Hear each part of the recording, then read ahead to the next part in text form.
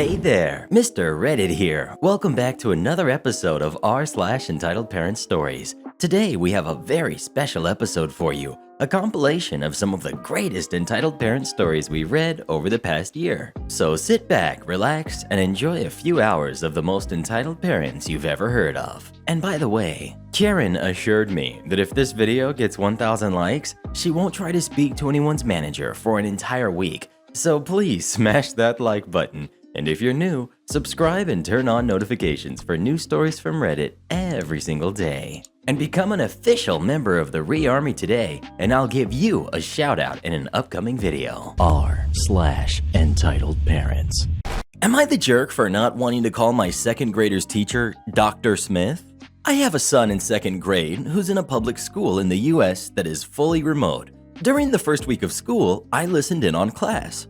My son's teacher, whom had signed the only email we had from her as Dr. Sarah Smith, told the kids, "My name is Dr. Sarah Smith, but you don't need to call me doctor because I know that can be confusing because I'm not a medical doctor. So you can just call me Sarah, Miss Sarah, or Miss Smith." Our school's norm is calling teachers and staff by their first name. I filed this info away from my own self and went on with my day. A few days later, all the teachers met with families to get to know each other. My son's teacher came into the call and introduced herself as Dr. Sarah Smith. She was quite the talker and spent a lot of time talking about her background and credentials, but seemed pleasant and excited about her job. Near the end, I asked, "Miss Sarah, can we still access the school library?" And she said, "Actually, it's Dr. Smith." I was taken aback because I had recalled her telling my son's class they could call her Miss Sarah. I couldn't figure out how to respond and felt rushed. So I quickly apologized for getting her name wrong and we signed off. Meanwhile, as I've been helping my son with his work, I've been noticing how she signs her messages to students with Miss Sarah and Dr. Sarah Smith with the parents. In the classes, the students were calling her both Sarah and Miss Sarah. I was confused. Fast forward to this week when we had our second parent-teacher meeting. Once again, my son's teacher jumped headlong into our meeting without much greeting and spent most of the time talking. When I finally had the chance to speak, I once again addressed her as Miss Sarah, and she once again corrected me saying, "Actually, it's Dr. Smith." So I said, "I'm glad this came up, because I've overheard you say to the students they can call you Miss Sarah, and my son refers to you as that at home, so that's where my confusion is coming from." She replied, "With parents, I prefer to be called Dr. Smith." And then she steamrolled on until it was time to go. Now, I feel certain she's just power tripping here. I don't want to feed her ego, nor continue creating confusion in our house when my kid talks about his teacher, Miss Sarah, and I'm talking to him about Dr. Smith. Yes, I'm a jerk for thinking, is the doctor really warranted here? We are just dealing with teaching a bunch of 8-year-olds how to capitalize proper nouns and what division is. But I get there was likely more to her degree than that, and I can put that all aside when it comes to being respectful and honoring people's wishes. However, all of this had made me feel like just referring to her generally from here on out. So folks, am I missing out on some cultural norm here? Am I the jerk here for not wanting to call her Dr. Smith and feeling like she's being egotistical? Well, who do you agree with? OP or Dr. Smith? Please let us know. If I were that teacher, I wouldn't make the children's parents call me doctor. I'd like to think I'd show a little more humility. But at the same time, if she'd like to be called doctor, I would have no problem addressing her that way. That's not your card, lady. So this happened around 2008. My buddy Brock had gotten out of the military after 10 years. He had started in the Marines, but transitioned into the Army for the last 4 years before buying a house in Texas. When he got out, he did a variety of jobs before landing a gig with a repo service. He worked there for a year and had a lot of wild stories, but this one sticks out the most as he helped a fellow soldier get revenge on an evil ex. Brock was at the office speaking with his manager, whom I'll refer to as Karen. Now, this particular Karen had a lot of Karen-like qualities, but was a force for good, if you can believe that. While they were talking, they see a young man enter the office. They immediately noticed he had 2 black eyes and an arm was in a sling. The young man, whose name I unfortunately never learned, but I'll call him Ben, asked how hard it would be for them to help repossess his car. Karen called her daughter in, Karen Jr., and had her pour Ben a cup of coffee.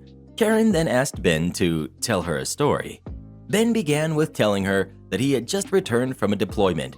He had been dating a local girl that lived outside of the famous Fort Hood. Not a good idea, by the way, before the deployment.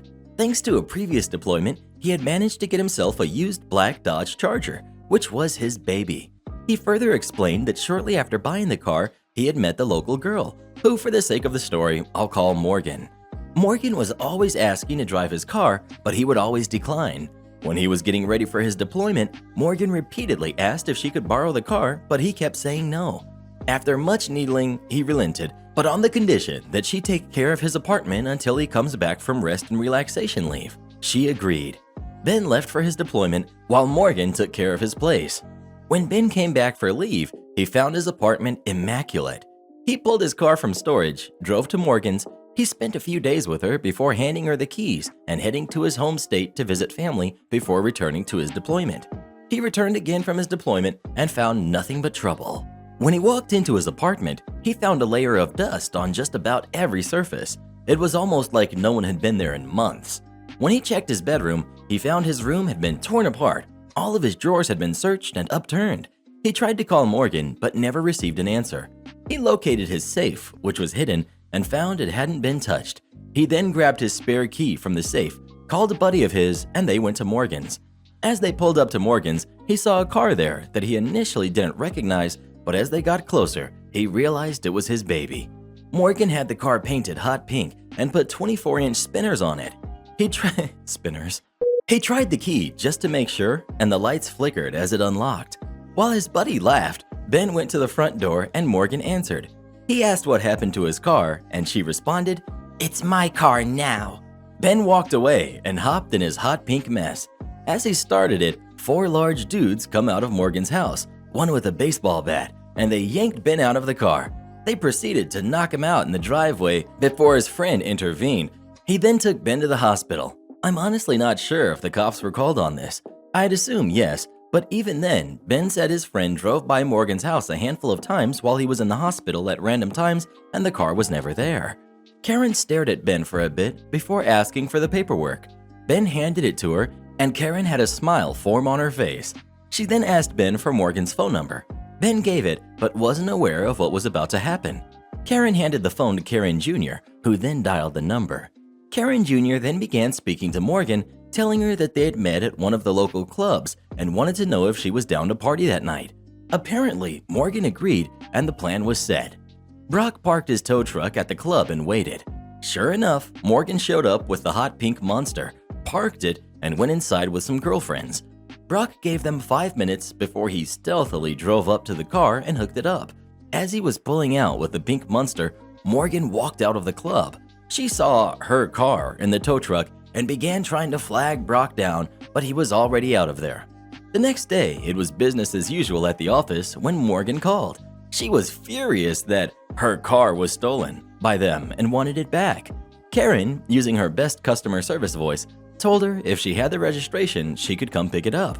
Morgan began screaming louder that she was going to call the cops, at which point Karen sarcastically told her, "Please do," then hung up on her. As this phone call was going on, Brock happened to look out the window and saw Morgan standing next to a car in a vacant lot, throwing what appeared to be a temper tantrum. After Karen hung up, Brock watched her get in the car on the passenger side. Karen then looked out the window and had Brock verify it was her. She then began to smirk. Karen then proceeded to call the owner of the property Morgan and her friend were occupying. She told the owner about the car and asked if he wanted it towed. The owner okayed it. Brock then drove his truck over to the ladies in the car and introduced himself. They tried to explain that they were waiting for Morgan's boyfriend, but Brock insisted they weren't allowed to park there. They argued and called him every name in the book. Brock then hooked up their car and lifted it partially off the ground, forcing the two to exit the vehicle. They tore into him until he showed them the tow order. While this back and forth was going on, Ben arrived at the office and Morgan saw him walk in. She ran to the office door and Brock proceeded to lower the car. When Brock went back to the office, all heck had broken loose. Morgan apparently tried to snag the keys back from Ben, but he had pocketed them. She began to hit him in his hurt arm and warned Ben that she'd call her friends to finish the job if she didn't get her keys back. Karen Jr. had already called the cops at this point, and Brock got in between Ben and Morgan, even telling Morgan to try hitting him to find out what would happen. Morgan then tried to play the pity card and said she only wanted the keys to get her laptop out for school. Karen asked Ben to hand the keys over to Brock so he could grab the laptop. Brock retrieved the laptop from the car, and as he was handing it over, she rushed to aggressively grab it but knocked it from Brock's hands. Completely furious at this point, Morgan accused Brock of dropping the computer on purpose and threatened to sue. At this point, the cops arrived. Morgan began her sob story again, this time telling the police that they stole her car. The police questioned Karen, and Karen gave her usual smirk while asking if they wanted to see the security videos. The police watched and listened as Morgan punched Ben several times and heard the threats she made about sending her friends after him. The police then turned to Morgan, who had turned ghost white at this point. She then tried to make her way to the door, but the police stopped her. They proceeded to ask her about the car, Ben's injuries, and who she planned on sending after him. She initially denied everything, but they already had the video evidence. She was arrested, and Ben got his car back. After the cops left, Ben admitted he didn't want to be seen in a car that looked like it was advertising Pepto-Bismol and planned on trading it in for a GTO. We later heard through the grapevine that the 4 guys who'd beat him up were later arrested. Morgan had ratted them out. Brock had a few more stories, but none of them were nearly as good as this one. Have you ever had someone take something that belonged to you? If so, were you able to get it back? Please let us know. The things my mother has done to ruin my relationship with my girlfriend. I've posted several stories about my mother behaving like crap towards my relationship and my girlfriend, Eva. Today, this has definitely ended in my and Eva's favor. My mother won't bother us anymore. My mother is a very rude, insensitive, arrogant, obtuse person. She never liked Eva, nor, initially, the idea of me dating at all, but it reached new heights when we moved in together. Moreover, into the house she thought she would inherit one day. It's my grandparents' old house, and they couldn't take care of it anymore, so they moved out. My mother doesn't like her for several reasons. Eva is of foreign descent. She also has a skin condition and commits a serious crime because of it, vitiligo, by being happy and proud of herself for it, and being very straightforward with what she thinks about something/someone. While this might come off as flaunting it, Eva is easily the most beautiful, most amazing, and kindest person I have ever met, and I love her more than anything and anyone else. I don't even know if I deserve her. Anyway, ever since my mother somehow came to terms with me dating, she was commenting all the time about how I deserve better, how she is not the right one for you, how she's with you only because you're the only one desperate enough to like her, and how you'll break up anyways, as teenage love doesn't last. Well, that was more than 2 years ago, and it doesn't seem like it's anywhere near ending. One time, she berated me for breaking my wrist when I took the shortest route to provide first aid to Eva. Now, not to brag, but basically saving her life after some accident when we were out in the forest together, and then called me a drama queen when the accident actually traumatized me. Another problem with my mother came almost 1 year ago. She was becoming a couch potato. I had an insane workload on my back. She didn't do anything to help, but always complained about me being lazy when I found the free time to spend time with Eva or just play some games. This has led me to the thought of moving out. Further on, all the way until last week, is documented by several stories I've written about her in the past months. In short, insulting Eva, always complaining, dropping chocolate-topped cookies in front of Eva's dog, and insulting it after Eva asked her to be careful, trying to hook me up with someone else, making a scene at a family dinner, insulting Eva's family background. Now on to this week. My family members have gotten the wind of something happening between my parents, and apparently my mother told them that I accused her of something, only to cause problems between my parents, which is BS, because the only one waving accusations around is my mother. Most of my family really likes Eva, so some either don't trust my mother or are gullible because they know of something my mother has already done. My phone was flooded with messages from my family members asking what happened and how could I accuse her of something like that. My mother told them that I accused her of insulting Eva's heritage and attacking her, which my mother has actually done. So I just straight out sent screenshots to the ones who believed that I accused my mother. This spread very fast, and to my knowledge, most of my family has blocked her. And so finally did I. My father is about to file for divorce. Not going to lie, if he gets custody of my brother, and he's most likely to, it's only good for him, as my mother is a very crappy burden. Lazy manager reneges on a request after I describe what they want. This malicious compliance comes from my girlfriend, Jessica, not her real name.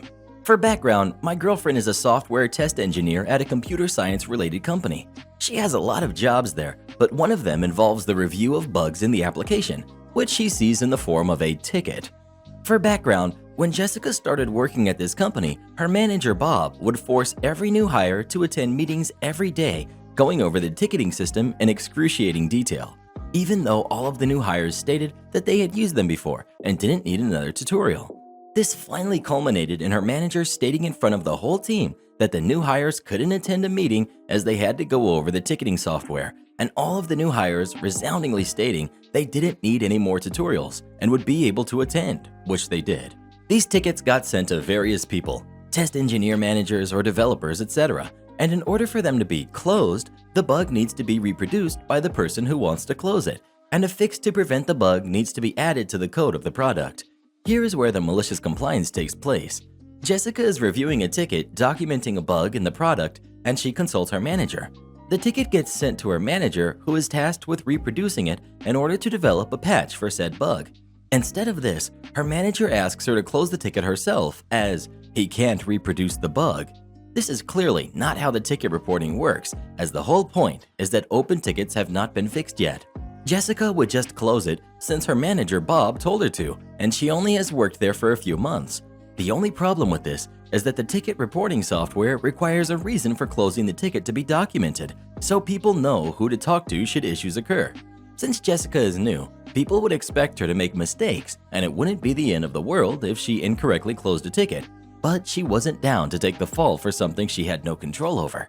Since Jessica needs to add a reason for closing the ticket and doesn't want to go against the request of her manager, she writes back to him, "Sorry you can't reproduce it. What should I do?" Manager: "Go ahead and close the ticket. Can't reproduce the bug." Jessica: "Sure. Since you mentioned in the tutorial on the ticketing software that all tickets require a reason for closing, I'll close it and add a reason. Bob can't reproduce the bug, and I was advised by Bob to close it." Her manager immediately replies back, as he apparently just realized what the description of his job was, and tells her not to close the ticket and that he will work immediately to reproduce the issue so it can be documented. Since this, her manager has appropriately documented every ticket she sent without any inane comments. Have you ever had a lazy manager who tried to make you take the fall for them? Please let us know. You mean to tell me I can't even trust the managers anymore? You said any character. Background: the summer before I entered high school, the Ministry of Education decided to change the standardized testing they used for entry to universities. It had happened in the past, and usually it took a year to implement changes. But this plan was really complicated and needed 2 years to implement. Laymen like you and me can't comprehend. It's called throw everything at the wall and see what sticks. Guess which class got to be the lab rats? Yup, mine. We started school with only a vague idea of what the changes will be, until mid-October. Then we learned that the first changes will be implemented on the midterms. The midterms used to be 2 weeks and provided 40% of the final grade. But the new plan was a full month and count for only 20% towards the final grade. Also, a major player for the malicious compliance was our literature teacher. Let's call her Karen. Now, I have to admit, she was good at her subject. The problems in her teaching came from prejudice and preconceptions. On a 25-people class, she used to work with 4 or 5 of them to be specific kids from upper-class families or the best part of town. The rest of us were just background for her. A few of the parents had complained, but due to reasons we learned later, she was always engaging during inspections and kept her job. The malicious compliance. Midterms time. It's one of the new tests. It's creative writing. Now, as I said, this was one of the new tests. The ministry had said general instructions for the tests, but left the specifics to each school. So for this one, Karen set the specifics. The general instructions for this one asked from the teacher to pick a book from the syllabus and the pupil to write at least 800 words from the point of view of one of the characters. Karen just loved epics, so she chose the Iliad, expecting everyone to pick a hero. Everybody did, except 3 of us, JK, Indy, and myself. I don't know if we wanted to rebel against the system or against Karen, but the 3 of us didn't follow the norm. Now, JK was a really good student, but he had the usual trouble in Karen's class. She chose Andromache, the wife of Hector. She described the last day of Hector from Andromache's point of view. My friend Indy is a mythology buff. He became an archaeologist, that's why Indy, and absolutely hated Karen's teachings of the material. He picked Zeus. He basically wrote Zeus's point of view. Me, I chose Cassandra. She had the gift of prophecy, but the curse of never being believed. I went the whole point of view being, we're all doomed and never believed. The results came out and we are the only failed, 8, 7, and 7 out of 20, because we, according to Karen, completely missed the point of the test. But the aftermath. Unbeknownst to everybody, except the principal, the ministry had sent instructions to grade the tests independently of the teachers. They published their grades, and 3 particular tests have huge grade discrepancies. So one misty morning, the 3 of us are called into the meeting room. Inside is our principal, a clearly fuming Karen, and 3 people we don't know. They introduced themselves as part of the Ministry of Education. They want us to explain why did we choose these characters. We all said, it said any character, so we chose one we liked. Every time we said that, they glanced at Karen. They thanked us, told us that their grade will go towards our final grade. Karen had inspectors drop in on her unexpectedly. As I said in the beginning, she had passed the local ones because of something she did. She was having an affair with the assistant director of the local education department, and he always notified her before the inspection. Now they came directly from the ministry, and she was always unprepared. She was allowed to finish the year, and then she was dismissed. The ministry took 1.5 years to figure out the system. We were the first class to officially take the new standardized test. Creative writing was part of the literature exam. JK became a journalist and a writer. Indy became an archaeologist. As for me, I'm in here. Have you ever had a teacher who graded you unfairly? If so, what did you do about it? Please let us know. When I was in 2nd grade, I had a teacher who made my mother call her doctor when they spoke. Am I the jerk for telling our new neighbor my son doesn't work for her and her daughter? This has been going on for 2 long months now. We had a new neighbor who's a single mother in her late 40s and her teenage daughter. They're both lovely, and she told me that she got divorced not too long ago. Her family lives in another town, and she's beginning her life as a single mother. My son, 16, has been helping them since day one. He has helped them move their stuff into their new house and even unpack boxes. She would have him go to the grocery store with a list of things she and her daughter needed. She'd ask him to fix a door handle or take away the garbage, fix her car, move stuff to the backyard, clean the garden, and so on. She wouldn't stop asking favors here and there. She'd knock on my door and borrow him for a few hours. Then he comes back in almost 6 hours and still has to study and has barely taken care of his own mess. He has a math exam this week, and he started concentrating on it, which is difficult and it takes time. Our neighbor called me to send him to her house so he could help her move furniture and carpets. She has huge carpets that are so heavy to lift. I told her he was busy studying for his exam, but after 30 minutes, I saw her daughter at our door, asking for my son to come and hang out with her. My son said it was okay since he said he'd be gone for an hour. Next thing I know, he got back at 9 p.m., that's 5 hours later, looking wet and extremely tired and worn out. He told me our neighbor had him clean up furniture and carpets, about 5 to 6 heavy carpets, and clean the entire living room after. I was so mad, my son couldn't even finish studying. He took a bath and went to sleep instantly. I called my neighbor and raised my voice because I was really mad at her for making my son exhausted and costing him his math exam the next day. I told her that my son doesn't work for her and her daughter and to stop calling him and sending her daughter to our house, and I hung up. My husband spoke with her and he was furious. Said that I have no respect for our neighbor and that I shouldn't berate her for just needing some help and that I have no right to not let her daughter into our house. My husband said I shouldn't say anything since our son is okay with it. He's not. Although he said nothing, he's not the type that would talk about what bothers him and instead just do what others ask of him. Well, who do you agree with, OP or her husband? Please let us know. OP's right, husband's an idiot. Next. Am I the jerk for not checking the house? I, 30 female, live on a ranch with multiple horses, a few barn cats, and my service dog. Because of an accident when I was a teen, I am legally deaf and have very limited hearing normally, but do all right with a hearing aid. Unless you're shouting next to me, if I don't have my hearing aid in, I can't hear you. Because of spikes in my country, most major metro areas went into lockdown.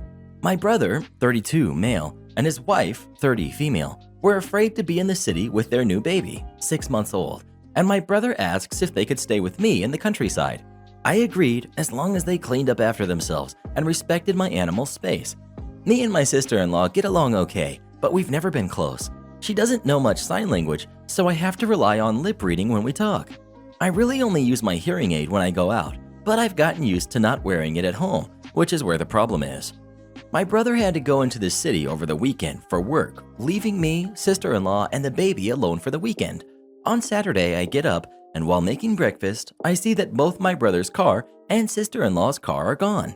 I think nothing of it and begin my morning routine. By noon, my sister-in-law's car comes back and I'm training a colt. A bit later, the colt spooks bad and starts pulling away from me. I try to calm him, but a hand gripping my shoulder and spinning me around forces me to let go. Sister-in-law was screaming at me. I was only getting every other word and struggling to read her lips because she was talking so fast. Apparently, the night before, at some point she had told me she was going into town to shop but didn't want to take the baby, so she asked if I could watch her. To her, I answered, and she took it as a yes. So this morning, she went shopping and left the baby for 3 hours. I told her I never heard her request, and had I known, I would have absolutely watched the baby. She called me a negligent monster for not checking the house and just assuming she took the baby. I told her that that was unreasonable and asked why she didn't make sure I understood before she left. She called me a plethora of insults and stormed upstairs. I feel awful. The baby had cried all morning and I had no idea. It makes me sad and sick thinking about it. I tried to reconcile with my sister-in-law, but she won't talk or look at me. My brother came back late Sunday and agreed with his wife that I should have checked the house before going out to take care of the animals and that his daughter comes first. I told them their baby is their responsibility and my animals are mine, and that sister-in-law should have really made sure I understood her request before leaving. We fought, and now things are tense. I don't feel like I'm the jerk because I'm opening my home to them. I'm not a babysitter, and if sister-in-law had a request, I feel she should have made it clear. But on the other hand, my poor niece was left for 3 hours, and now even my parents are calling me negligent. Am I wrong for not checking the house to see if anyone was home? Well, who do you agree with? OP or her sister-in-law? Please let us know. She needs to kick them out ASAP. Their entitlement gives mine a run for its money. The most blatant shoplifting I've ever seen. Okay, so I work at a certain store that sells things for $5 or less, and I've seen kids try to stuff chips in their big coat pockets, take a quick snack from the 10-cent candy when they think nobody's looking, all that fun stuff. But today was just the dumbest attempt at shoplifting that I have ever seen. So it's just me and my manager. So while she's cleaning, I'm keeping watch over the register and doing inventory in between sales. Eventually, this lady comes up to my register with her kid in a stroller, looking absolutely dead to the world, and places a few items on the counter. I'm ringing her up like normal until I notice a Peppa Pig play pack sticking out of the stroller. It's not hidden or anything, so I figured her kid was holding it and that she just forgot about it. So I pointed it out and asked if she was buying it. Customer: Oh no, that's hers, you see? She brought it from home. Ah, okay, sure.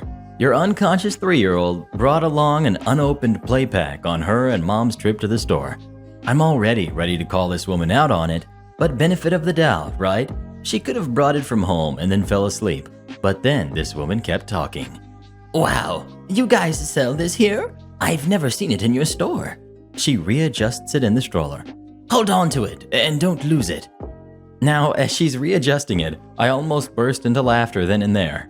Me: Ma'am, may I see the play pack? Now, it took a bit of arguing, but I guess she decided she can convince me it was hers. So, as I'm holding on to it, I start questioning her. Me: So, you say that your daughter brought this unopened play pack from home, correct? Yes, she did. And you say you've never seen it in our store before, correct? Yes, you don't sell them here. I haven't seen them once, and I don't appreciate being talked to like this. At this, I flip the package over and point to the bright yellow sticker that clearly says, store name, $5. Her face goes pretty red, so I offered to let her add it to her transaction or leave it here, because it was most definitely not her daughter's. In the end, she left it at the store after walking out, saying many words that should not have been said in front of her kid. Thankfully, she was still asleep. It honestly sucks because people think they can get away with all kinds of crap at our location because we don't have security, just observant cashiers. I was actually told during my training to not confront shoplifters, which makes me so angry. There's nothing I hate more than dishonesty, and it makes me wonder how many people I've sent off with a smile had stolen items in their pockets. Fired because a Karen lies. When I was about 18, I was working for X Home Improvement. I won't be giving out their name because I don't want it to backfire on me. I had been a cashier there for about a year and was top dog in terms of extended protection plans and MDA donations. MDA is Muscular Dystrophy Association. This isn't all that important to the story, but feeds into why I still hold a grudge against the store for it. I had been homeless for most of the time I maintained this job. I was 19 at the time, but I finally had gotten a home because my grandparents moved close to my work and offered to let me stay with them to save up money, and I took that offer. I had gone to work on a day like just about any other and was my normal goofy self.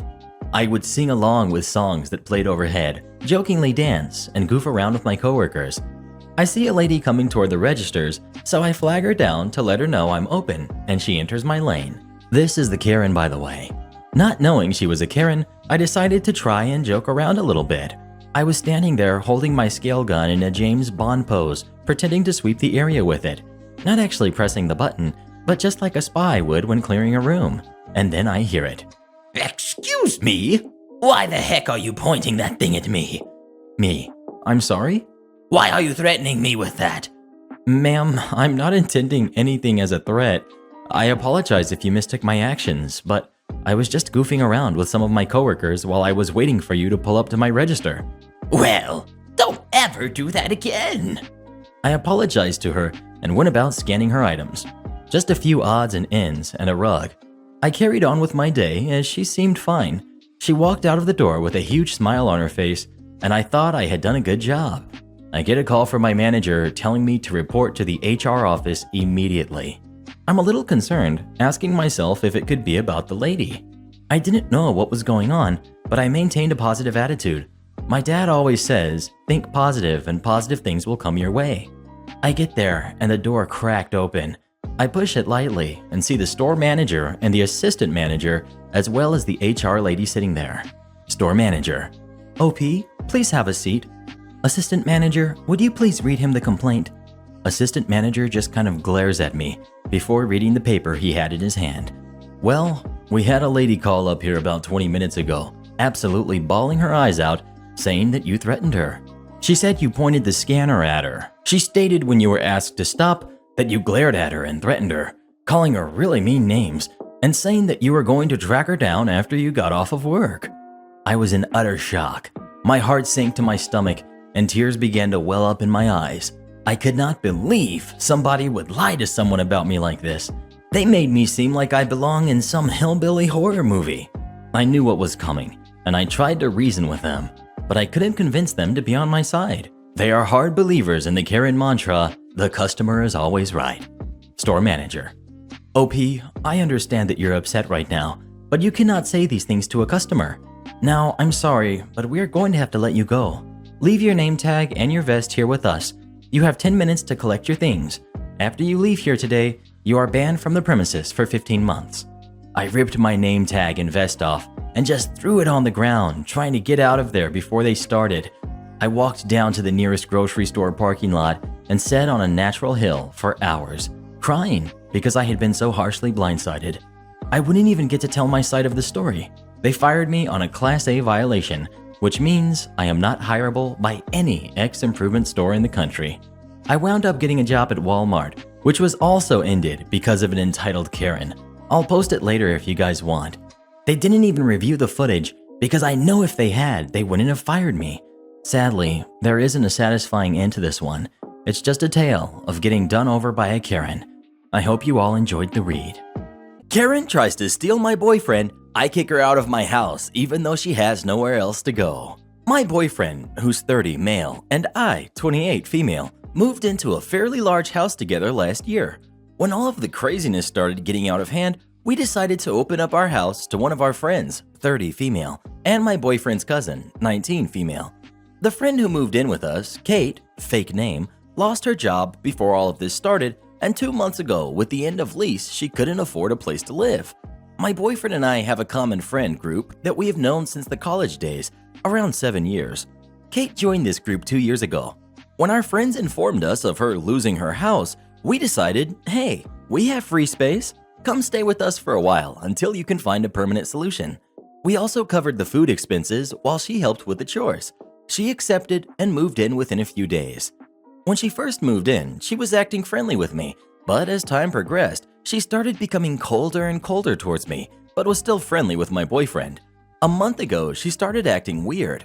While we were watching Netflix, she started sitting in between my boyfriend and me, touching or hitting his arm lightly when she was laughing, touching my boyfriend's neck or hair while saying good morning to his ear or trying to massage him constantly. I didn't know what to do, especially because my boyfriend was not saying anything at the time and I didn't want to be the crazy girlfriend.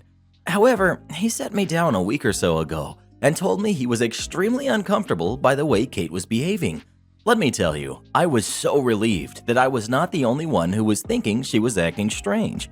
He said when I'm not around, her behavior only increases, and he didn't know what to do because he was scared of telling me this as he thought maybe he was overthinking it. We decided to speak to her if she did it again and went to bed happy. 2 days ago, I drove to my parents' house to visit them and help with their needs as they don't go out. I got a text 2 hours into my visit from my boyfriend asking me to come back home urgently. When I returned, everyone in the house was yelling and I was very confused. When my boyfriend saw me, he said that he wanted to talk to Kate about what she has been doing was making him uncomfortable, and apparently she didn't take this well because she said she did this with everyone, and when I took boyfriend's side, more yelling and calling names happened. We told her to get her things and get out. I thought our friends would take our side when we told them about this, but now the whole group is divided. Most of them say yes, she was wrong if she was making us uncomfortable, but that she is just a touchy person, and we were jerks for kicking her out during everything going on when she has nowhere else to go. I trust my boyfriend very much, as he has been nothing but an honest partner for the past 5 years. He said he decided to talk to her because she kept caressing his arm and touching his thigh, and he hated it. So I wanted to ask, am I the jerk for kicking her out? Well, what do you think? Is OP a jerk for kicking her out or not? Please let us know. OP's not a jerk, but that little homewrecker sure is. I can park wherever I want. I have 10 years of retail experience and 12 years of teaching behind me. I've seen my fair share of entitled people, but this one, oh boy. I live close to the beach, like a 10-minute walk. As you can imagine, with nice days, people park in our neighborhood, free parking, and walk to the beach. There's a lot of parking space, paid, close by. Parking is quite enough for the residents, but not for us and tourists who don't want to pay or can't get a parking space closer by. My dear husband and I decided to remove some poles from our front yard so that I can park my car there. It's small and fits just right, and there is enough room to get the bikes out of the shed and things out of my car. Our front yard is our property, to be very, very clear. Here is where the entitled people come into play. Last weekend, the weather was quite nice. Not too cold, lovely summer weather, and overall pleasant for this time of the year. Dear husband and I took our son out to the petting zoo. We chose to go with my car so that my dear husband wouldn't have to drive circles around the neighborhood afterwards. After a couple of hours, we come home to find someone parked in our front yard. Yeah, no, not your house, not your yard, so certainly not your parking space. We decide to call the non-emergency line from our local police station to ask for advice. They tell us to call a tow truck and that they would be coming over to supervise if needed. Okay, cool. Tow truck company is called, said they would be over in around 20 minutes. They had some other towing to do. TTC will be the tow truck crew. We've got entitled man, entitled woman, we've got my dear husband, and me. I decided to stay outside to wait for them. Tow truck company comes, we show proof of residence, and they start to do their job after getting some drinks from me. Mom always taught me to be kind and look after people even if they do the jobs you hired them for. They have their drinks, give a business card for the owners just in case, and leave. I go to my car and put it back in our own front yard. 2.5 hours later, our doorbell rings. The entitled people have returned from their extended walk on the beach. I open the door. Entitled man. Hello, our car was supposed to be here. Me. Yes, it used to be here. We had it towed as it was on our property. Entitled woman. But there's no sign, so we are allowed to park here. Me. No, you're not. This is private property, and we don't need to put a place card or something. We had checked that. Entitled mom. You little liar. You just stole our car and sold it. Me. No, I didn't. I have the phone number of the towing company. Trying to hand them the card. Screaming ensues from both of them. I'm still standing in the doorway. Dear husband is throwing anxious glances from our living room door. I'm 19 weeks pregnant, and he doesn't like the sound of what's happening outside. Then the fun begins. Entitled mom tries to force entry into our home. Dear husband sees this, pushes entitled mom out, and closes the door. Afterwards, we dialed for some blue-colored assistance. Meanwhile, we have a pair of banshees at the front door, ringing our doorbell and pounding on the door. A couple of minutes later, our blue-collared assistant shows up. My dear husband was not having me near them again. He went outside, where the entitlement came wafting through the air towards us. He explained the whole situation to the cops while the entitled man and entitled lady were screaming things like, "Liar! Thief!" Dear husband even called the tow truck company, and they affirmed they had towed a truck with the given license plate number. It came to a point where the cops gave the entitled couple two options: either leave willingly or leave with a couple of shiny bracelets on. They left, screaming. Tow truck company called us afterwards just to tell us how it went down and asked if we were okay. Told us they had loads and loads of fun by messing with them a bit. What would you do if someone parked on your property? Would you get their car towed? Please let us know. Am I the jerk for being jealous of my mother-in-law? Every year, my boyfriend goes all out for his mom on holidays and her birthday. He'll buy an expensive cake on her birthday and a fancy dinner. Last year, he gave her $300 in gift cards, and that alone doesn't bother me. She's a hardworking woman, and she deserves it. But the way he treats me when it's my turn makes me feel like crap. My birthday and Christmas are about 2 weeks apart, and he told me I have to choose either 2 small gifts or 1 big gift on Christmas. I always go all out for him on Christmas and his birthday, so it kind of hurt because he's very financially comfortable and I am not. This happens every year. I said I would wait for Christmas for a gift, but if we could go eat dinner on my birthday, and he said yes. Then today he asked me to order his mom's cake for him because her birthday is on Saturday. It's a very expensive cake. So as I'm ordering it, it's my favorite cake, and he knows this, although I have only ever had individual slices. I ask him if I can get one for my birthday too. I was asking more to see what he would say, since I would feel pretty bad if he spent that much money in a cake for me. He's also never bought me a cake on my birthday, even a simple grocery store one. He gets mad and tells me, "You pressure me. Remember, I still have to buy gifts." He also plans to spend a lot of money on his mom this year for Christmas, as always. They will also be going to a fancy dinner on Sunday as well, which I cannot attend for reasons that this subreddit will not let me post about. These things just make me feel really bad about myself. It makes me feel like maybe I don't work hard enough to deserve it. However, I also feel like that's his mom, and she does deserve it more than I do. I feel selfish for wanting to be given the same treatment as the woman who gave him life and has been there way longer than I have, obviously. For context, we've been together for 5 years. We want to get married and we're complete soulmates. He assures me of that every day, so it's not like our relationship is new and he's unsure about me still or something like that. I don't plan on bringing it up because I feel so guilty for having these feelings. But regardless, am I the jerk for feeling this way? Update. I spoke to him about it today after all of you helped me realize I wasn't just being materialistic. It started off bad. He said I was being selfish because he doesn't buy his mom anything all year aside from her birthday and Christmas, which is true. He does treat me to food often, especially on special occasions, like if I ace a uni exam or something like that. When we couldn't see each other because of what's going on, he would drop off food sometimes and got me a plushie I had been wanting for a while. Then he said I didn't even know what I was getting and made it seem like it's going to be something that exceeded my expectations. I said I was expecting less because of previous years, which upset him. I then explained it to him like this.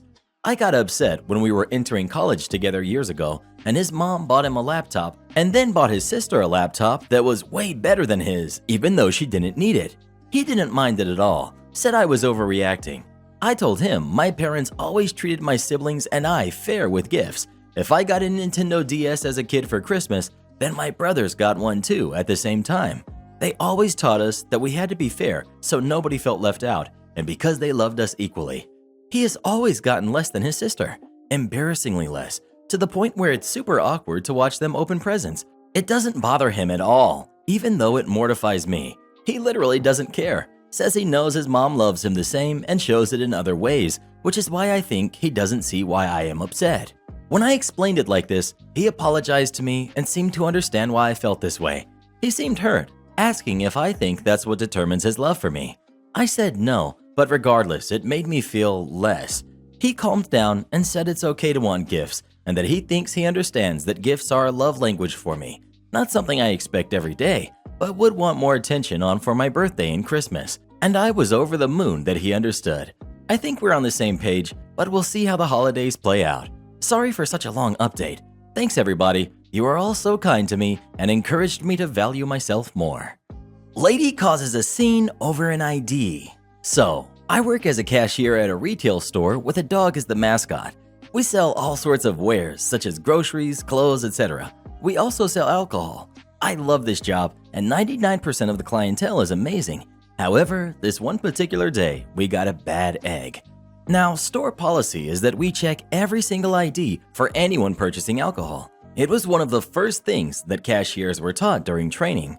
The computer literally will not let us do anything but scan valid ID.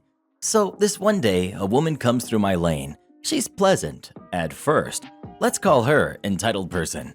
She made small talk at first, and I was ringing up her purchase. I typically try and ring up alcohol last since it can sometimes get in the way. When I do, the prompt comes up that I must scan ID. The following conversation unfolds. Me. All right, ma'am. May I see ID for this wine? Karen. Why? Me. Because I legally cannot sell you this without seeing your valid ID. Karen. I'm obviously older than 21. Me. Yeah, I understand, ma'am, but I cannot bypass without ID. I must scan a valid ID. Why can't you just input my birthday? I would still have to see valid ID. We only do that when the scanner is down. I would lose my job if I sell you this wine without a valid ID. I'm sorry about the inconvenience. If you'd like, I can suspend the transaction so you can get your ID. No, I'm just not going to get it. Okay, ma'am. So I finish her transaction, all while she's mumbling about not needing ID. I give her a receipt and she leaves. Or at least I think she leaves. As I'm ringing up the next customer, I notice Karen angrily talking to my coworker about a terrible employee who asked for my ID. My coworker later filled me in on the dialogue on our breaks. Here's how it went down. Karen. Excuse me? Coworker. Yes, ma'am? That girl over there asked for my ID. Coworker, confused. Ma'am, she's supposed to do that. She then explains the policy. That's ridiculous. Get me the manager. The manager walks over. Manager. Can I help you? Your employee, pointing at me, asked for my ID. Clearly I'm old enough. Manager, looking at me while I'm talking with other customers. She did the right thing. Legally, we cannot sell alcohol to anyone who can't present valid ID. That's stupid. I understand it's frustrating, but we cannot sell this to you without ID. Entitled parent then storms away, back to my line. I kind of sigh to myself as I know it's going to be a doozy. I greet her politely as if we didn't already talk before. Me. How may I help you? Karen. I want to return this. Her entire purchase. If I can't get the wine. She said this as if it was a threat. One more thing to note. The regular checkout lanes do not have the capability to process returns. There is a special guest service desk for that. Me. Ma'am, I'm sorry, but I can't process returns in this lane.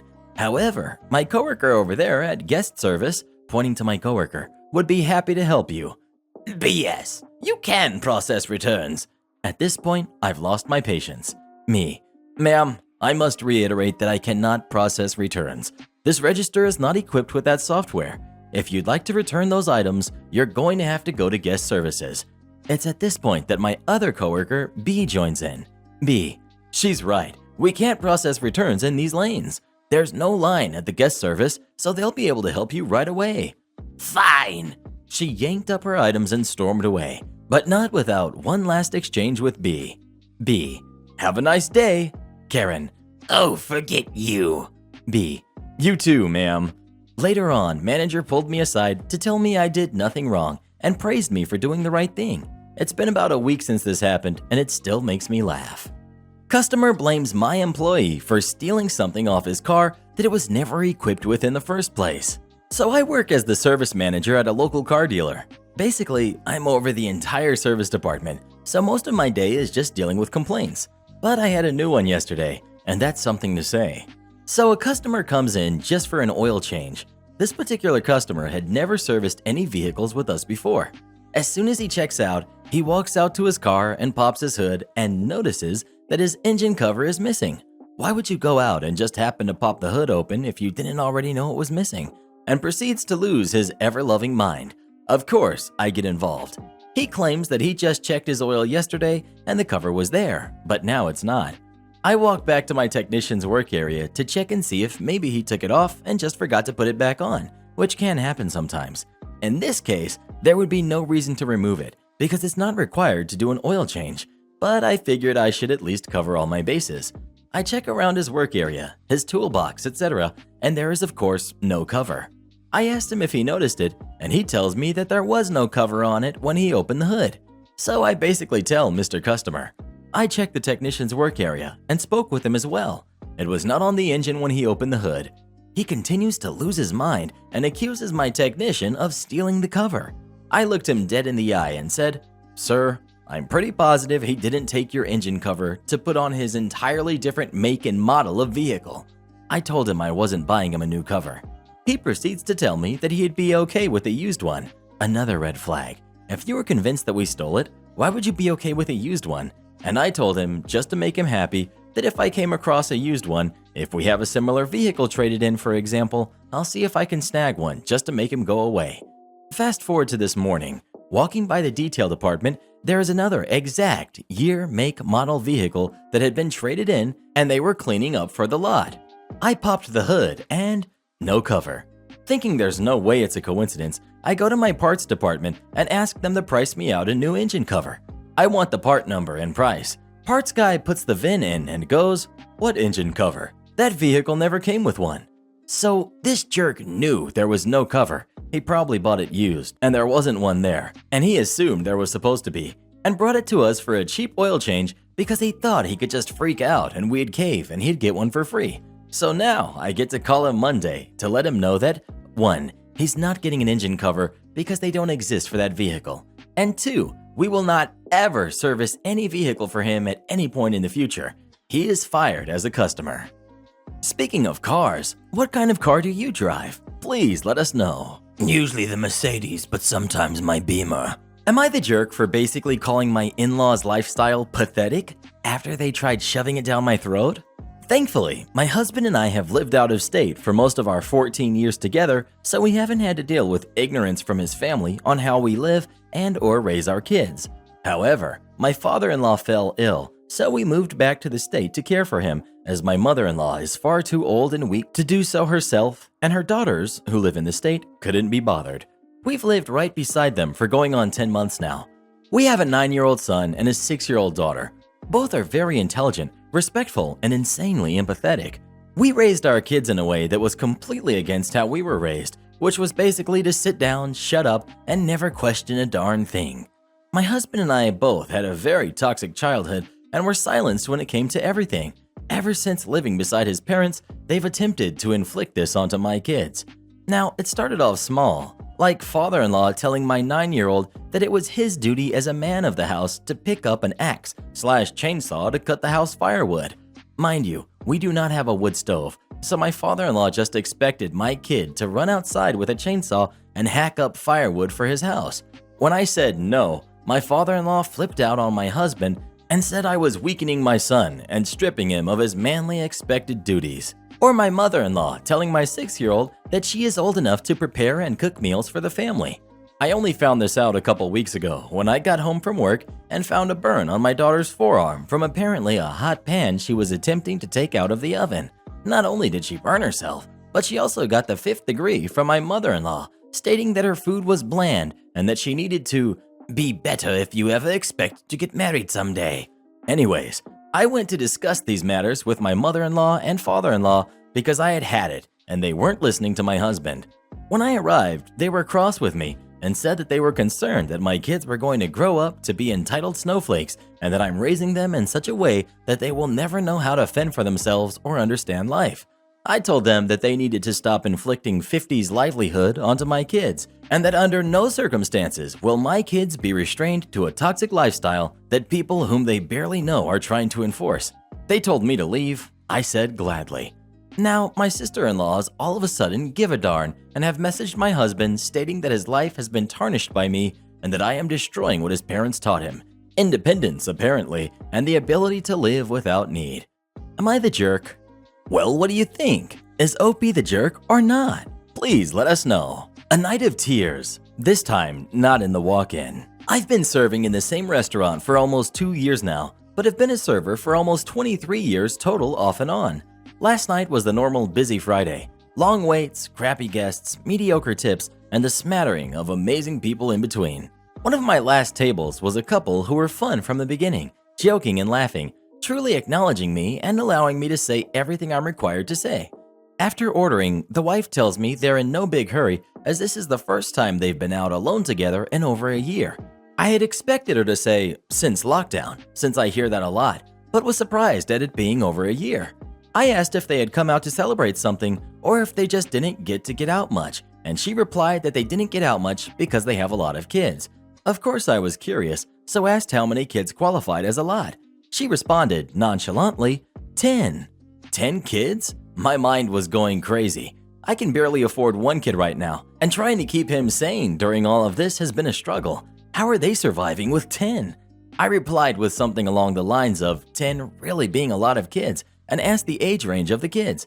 She told me 18 to 9 months. We joked about how there must never be a dull moment in their home and laughed a bit.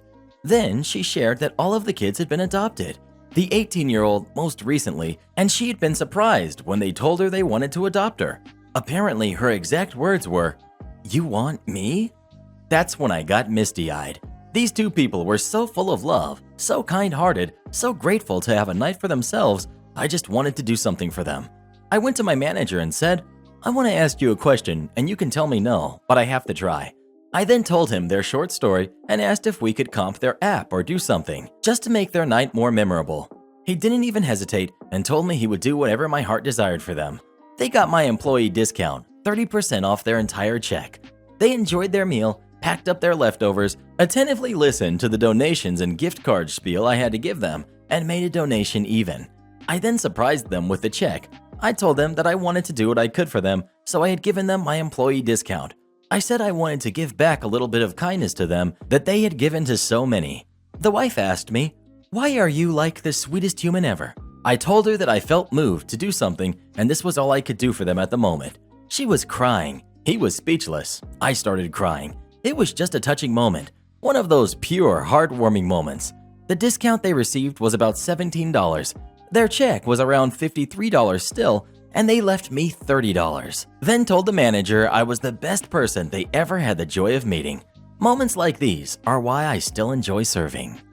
Am I the jerk for lecturing guests that they can't book under their nickname, which is not the same as their ID? I've gotten this too many times, and it gets to my head sometimes. I work at a hotel in Thailand, and here's the thing about Thai names. People's nicknames are very different than their real names. For example, in the West, somebody called Jefferson could have the nickname Jeff. However, in Thailand, the person's name could be Ying Luk, and their nickname is Poo. That's actually the name of the former prime minister, and Poo means crab in Thai. 98% of the time, guests spell their names correctly according to their ID card/passport. If it's a minor spelling error, which is quite obvious, I will check them in. One of the things is that when we receive the emails from the booking engines, they specifically say, "Please ask the guest for a valid form of identification to make sure that it matches the name on their reservation." If it is a typo, I would inform the guest and just ask them to reconfirm their name. This time I got a check-in with the name Jane, name changed. When I see the ID, it says Emanuela Jefferson, obviously name changed, and there was no such name in the system.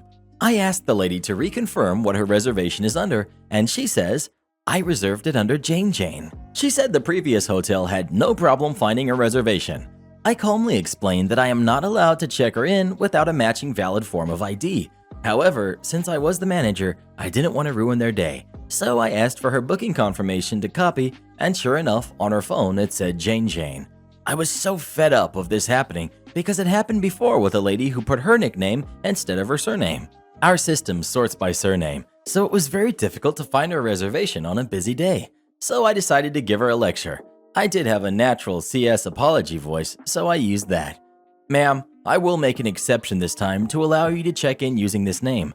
However, when you are making the booking, the website asks for your first name and surname, which matches your valid ID, not your nickname. I'd like to warn you that some hotels may not give you the room because the reservation is under a different name, depending on their policy.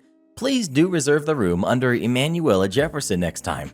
I even showed her the message from Agoda, the website she booked through, asking us to match the name on the reservation to the ID. She was quite mad that I said this to her and said that it was pointless and I was being an unnecessary jerk. When she goes to a hotel that has a stricter policy, she'll probably get it.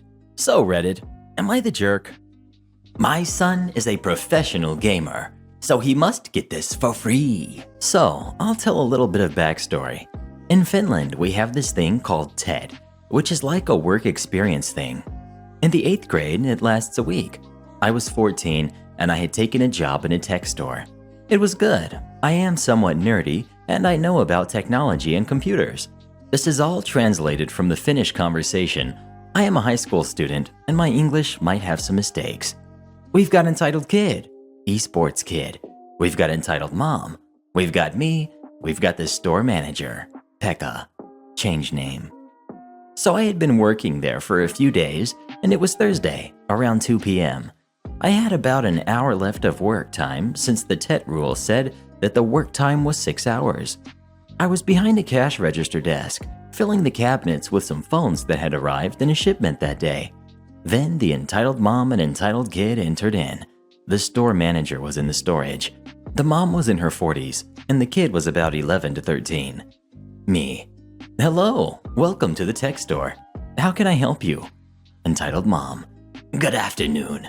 My son is looking for a keyboard. I point to my left where the gaming products were, and they were mostly Razer products available. The others were sold out, and the store didn't have much of the accessories. Me. On that shelf. Feel free to look around. Thanks.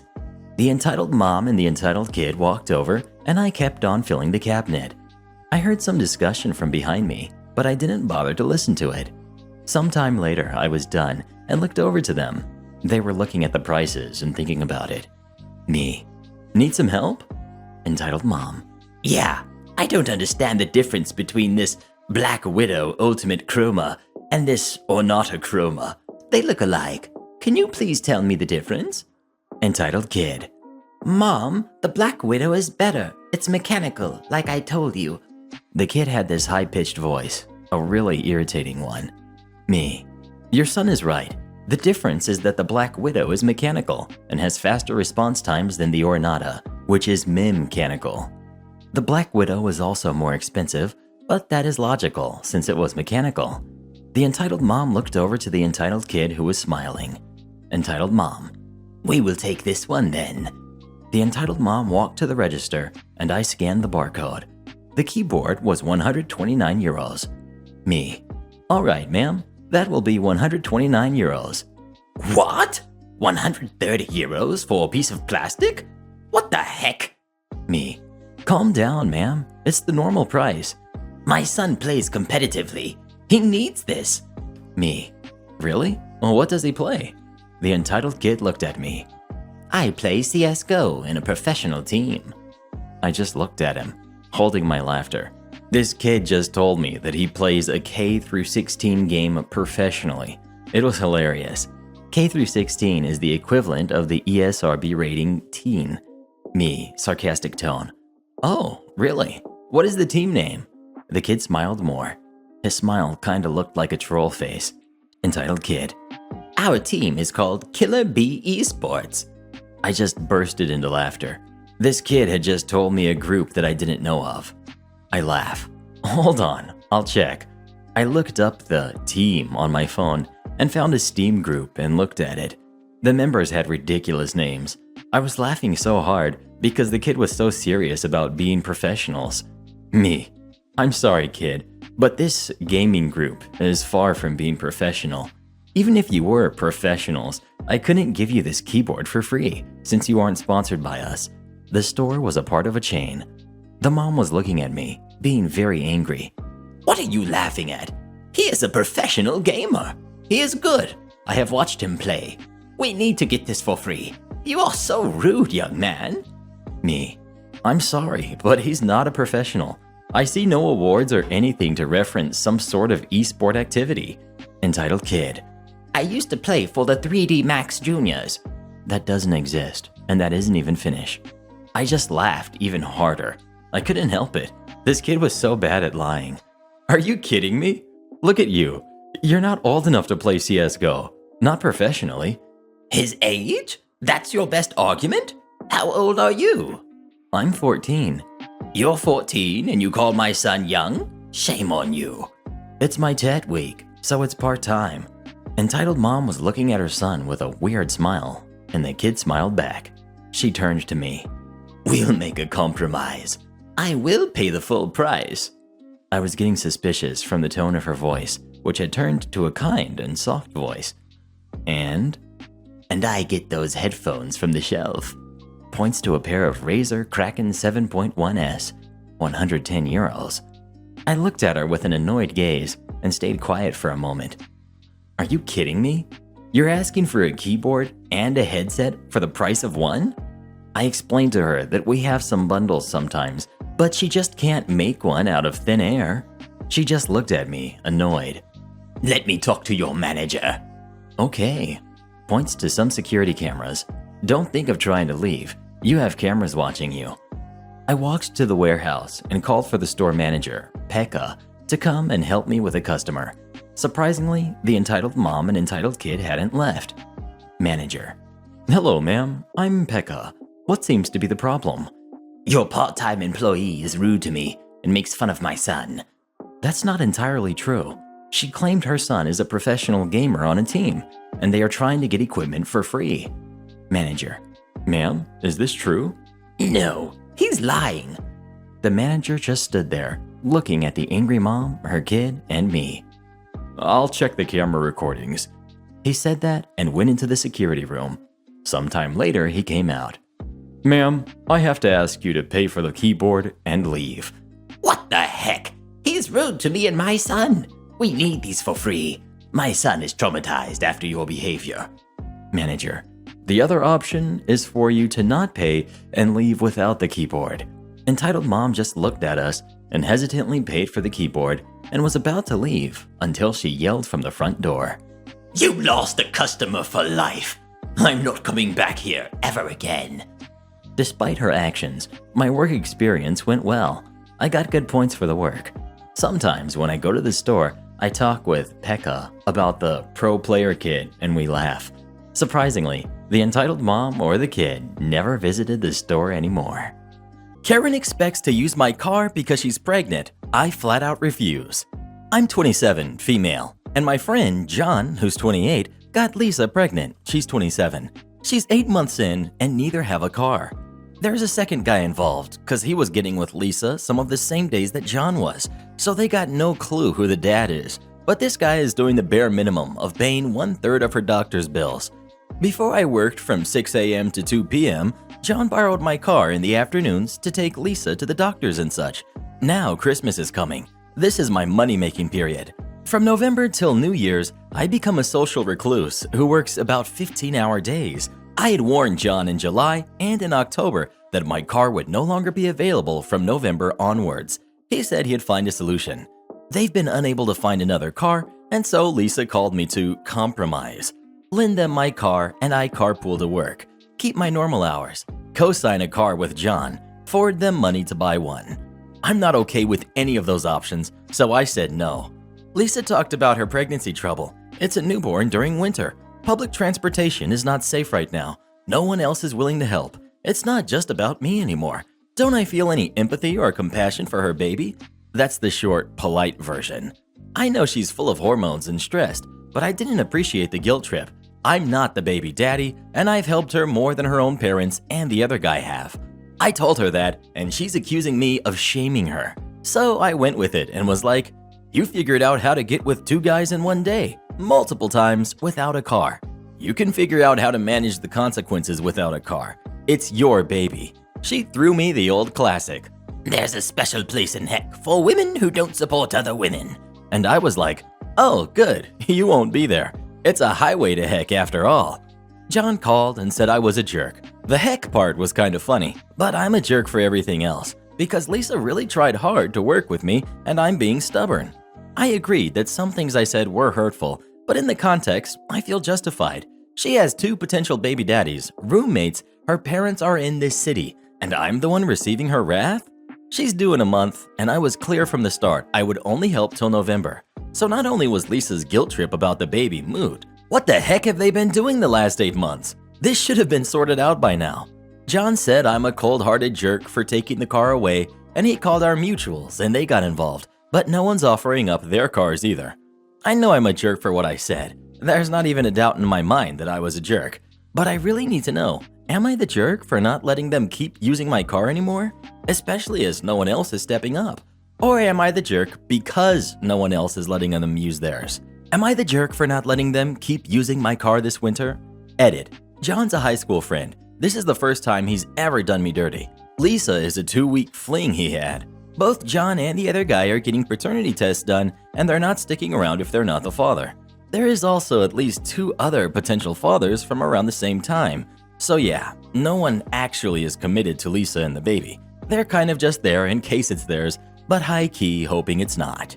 After reading the comments, I think that's why John doesn't want to get a car. He won't need one if there's no baby. I have no idea what he told Lisa for her to think me co-signing a car is a viable idea. But he's acting like a complete tool towards me, and clearly I'm going to have to stomp that out soon, one way or another. Well, what do you think? Is Opie a jerk? Should she let them keep using her car? Please let us know. She's only a jerk if she keeps these ingrates in her life. Farm folk versus city crew. Hello all. My nieces and nephews have decided I, as the cool auntie, must master this thing called Reddit with stories of my youth. I hope you all enjoy seeing the story written out as much as they've enjoyed hearing it over the years. To start this story, I need to explain a bit about where it happened. My grandfather owned a 150-acre plus forest campground property with over a dozen buildings on the property. These buildings ranged from the common rooms, ceremony hall, barn, 18 different cabins, and a few other buildings one might find on a beautiful campground. This was used as a venue for all sorts of company retreats, wedding events, camps, or getaways. Anytime a camp was run that used horses, my grandpa enlisted the help of the grandkids. He had gotten his fill of screaming and shouting kids or excitedly shrieking women or men who thought they knew best when it came to horses by the time I came along. One event happened when I was about 11 years old. I was helping out with the Girl Scouts guided tour on one of the trail rides when I noticed the smell was wrong in the air. I had us all turn back while the den mother tried to harp on about how I was cutting their trail short. I lied and said one of the horses had a bad limp and we needed to turn back right away. All of the girls were worried about the horse in question, and the rider offered to walk next to her horse all the way back. I said he'd be okay, but we needed to turn back now. Well, when we made it out of the thick forest trail where the trees weren't blocking us in, we could see what made me and the horses so uneasy. Smoke. Loads of smoke was coming up from the mountain. The worst place for a fire to be is downwind of you. I know the property. I'd grown up riding and climbing all over it. I ordered everyone to give their horse their head and let them bolt back to the barn. The barn had a large open arena that was just plain dirt. It would last until we could get them down to the fire station. I let everyone ride hard past me. These girls were barely clinging to their horses, and I was worried that someone might fall off if I was completely honest. Well, we made it back to the arena without any real issues. A lot of the girls were crying. One of my older brothers assured us that everything was all right and told the girls they would be earning a few extra badges today. They'd sign off on them and everything, which got the girls to brighten up a lot. Now, the fire hadn't spread too far onto Grandpa's property just yet. I knew of the large water tanks, had to join in cleaning them before, but I never understood how exceptional the water tanks really were. That day, I got to see my grandpa's water storage almost choke an entire forest fire. The 5 small tanks, 30,000 gallons, were accessed at key spots with the fire department. The 3 medium tanks, 65,000 gallons, were put onto a sprinkler system that absolutely soaked everything on the property, turning it to a thick mud. Even the gravel and cement pathways were covered in mud. However, the 2 large tanks, 120,000 gallons, were being used with the firefighting helicopters. To a kid, it felt like you were in the middle of a war zone. I was scared as I tried to keep the Girl Scouts and the horses calm when the firecopters flew overhead to refill at the main large one. By the end of it, the fire was out. The Girl Scouts got 5 badges, ranging from fire safety to leadership, and everyone was safe. The cleanup for the fire took 2 weeks, a lot of pressure washing, and a lot of back-breaking labor. Now, on to the main reason I'm here, to tell the story of petty revenge. On Grandpa's property, there were beautiful trails, a gorgeous vista that had almost no light pollution and plenty of reasons to hike, explore, and book us for events. Grandpa was protective of these venue spots because if he allowed people to walk freely, people wouldn't pay for use of them. So he made sure to follow the letter of the law, marking it as private property, and would chase people down if they violated it. One person in town hounded Grandpa for use of the property for free because Grandpa attended the church.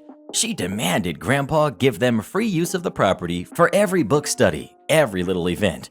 However, she wanted to charge an admission that would go right back into the church that her husband was one of the pastors to. To say Grandpa did not enjoy this money-grubbing woman was an understatement. He wasn't a churchgoer, but to keep the peace with his wife's church, he would host free events once a year or so for the church's youth. A free event to come up, be fed for a 3-day weekend, interact with the horses, go on trail rides, and go fishing in the river or in the big pond on the property. He would host 3 a year for the kids in the valley, depending on their age.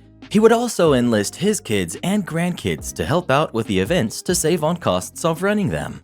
Well, after doing this for 5 years, it came out when I went to the church that she had been charging families almost $300 for the sake of going to the church. I had gone with my oldest brother, who they assumed was my dad, and tried to sell him on the event. My brother's face went red, and he asked for further confirmation on the dates and the event itself. He agreed to think about it, and the woman went on to badger another family. They offered sponsorships that allowed the kids to go up for a discount too. She was squeezing every last penny out of her fellow churchgoers. My brother and I had been there to talk to the head pastor, not this woman's husband, about him visiting our grandmother since she was bedridden due to her old age. Mid-sermon though, my brother stood up after whispering to another woman to ask if the one hosting the service was the husband to that woman or not. When she had confirmed that he was, my brother stood up. This was not our church. No one here knew us. My brother had a voice that could fill up a space while talking at a normal tone, so when I heard him suddenly speaking after standing, I was surprised myself. You can imagine the look on over 200 people's faces as a stranger stood up and interrupted a sermon. Brother, I'm surprised you're able to stand up on that stage and speak of honesty to these people. You and your wife are crooks and thieves. You've been stealing from them for who knows how many months. I'm curious how far down the rabbit hole your theft goes. Pastor, excuse me, sir. What are you talking about? Brother, my grandfather runs the horse camp all the kids are attending this coming weekend. He's never charged any of the kids or their families a cent for using it. He knows how hard it is to attend fancy camps. He had to pay for all of his kids. He hated having to come up with so much money all the time. He hosts a free event for the kids. His grandkids help him run the event. I should know, I'm the stable master during the event. You could have heard a pin drop. The pastor's face turned a few shades of red, and then a woman stood up a few rows back from us. Woman, what do you mean? He doesn't charge. This woman looked ready to breathe fire, and I noticed this woman had 5 kids with her. She looked ready to start a riot as my brother nodded. Brother, my granddad knew firsthand how hard it was to come up with funds and how much going to different places affected his kids and helped them grow.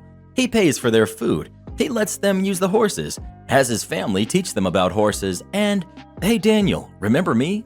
One of the older kids had been staring at my brother from this woman as he confirmed that my brother worked at the event. Everything broke out into screaming and shouting at that point, and it took us hours to sort everything out.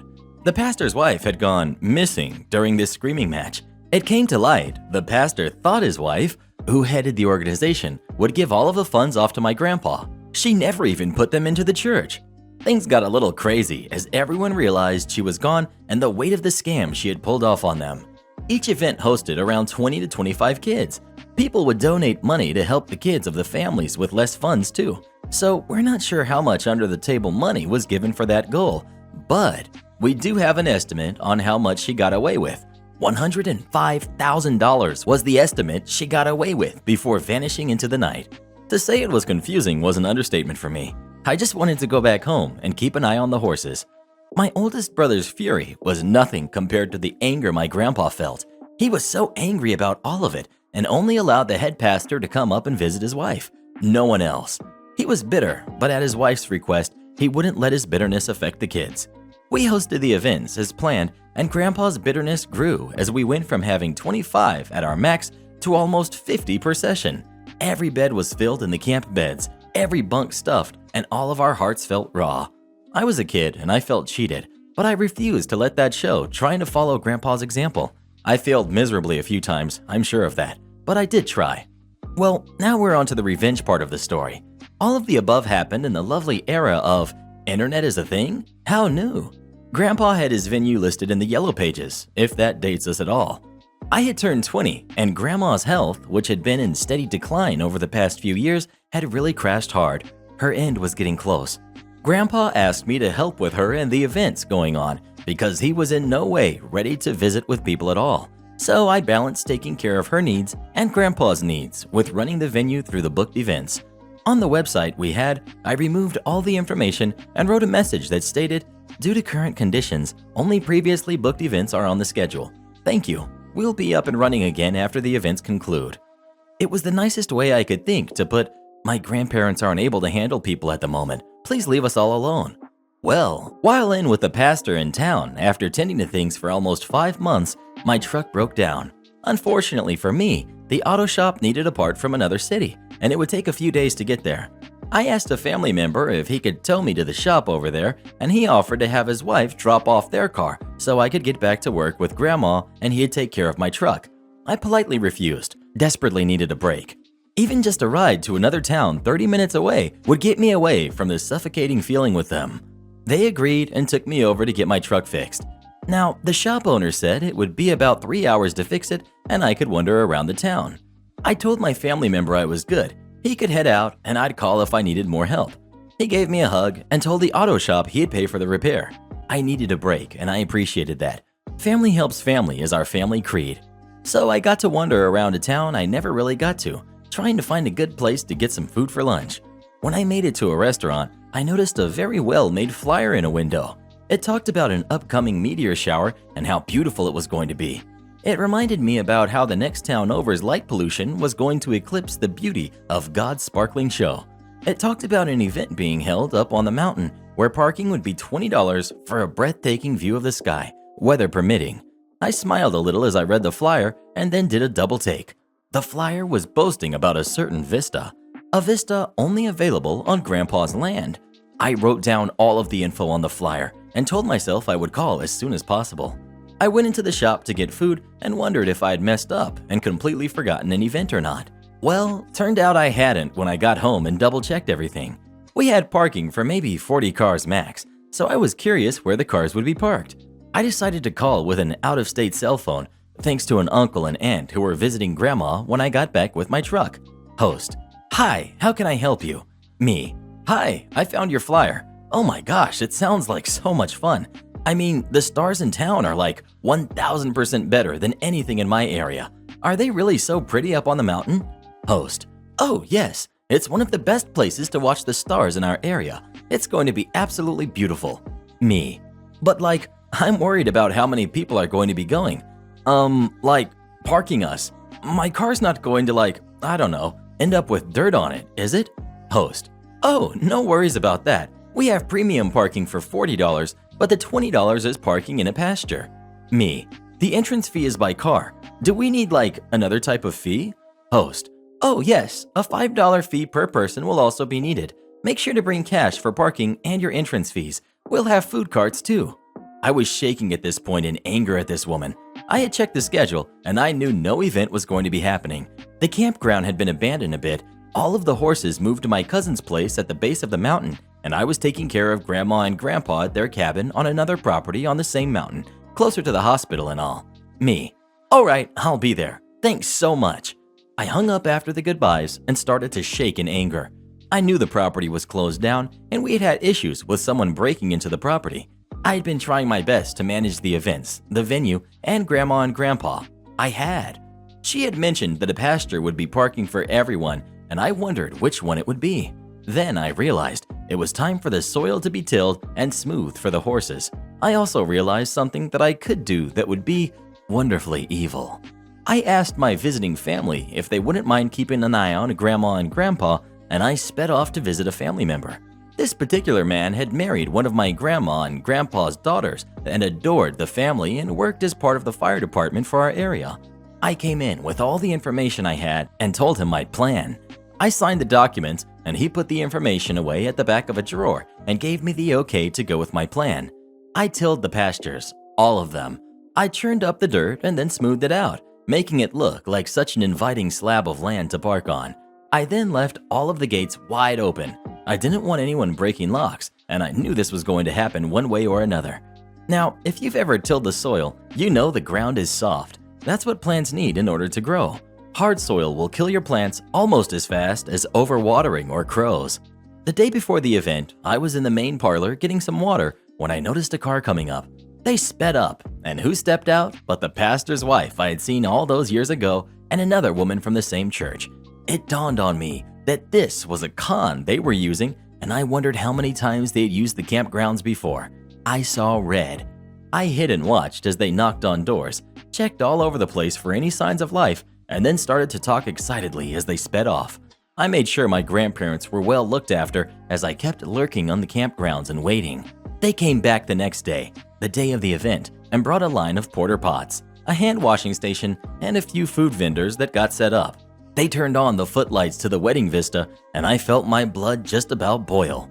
I could have called the cops on them for trespassing, but I had a much bigger plan in my mind for these nasty ladies. I waited until I saw cars lining the pastures, 3 pastures worth of cars. The driveway crammed so tight with cars that I was amazed at how many fit. The gravel drive was even being used, and so was the cement area by the barn. I hadn't realized how big this event was really going to be and instantly started to worry about my plan. There were so many people, but I had followed the letter of the law with help from my family. I had posted the private property and the closed for maintenance signs up all over the place.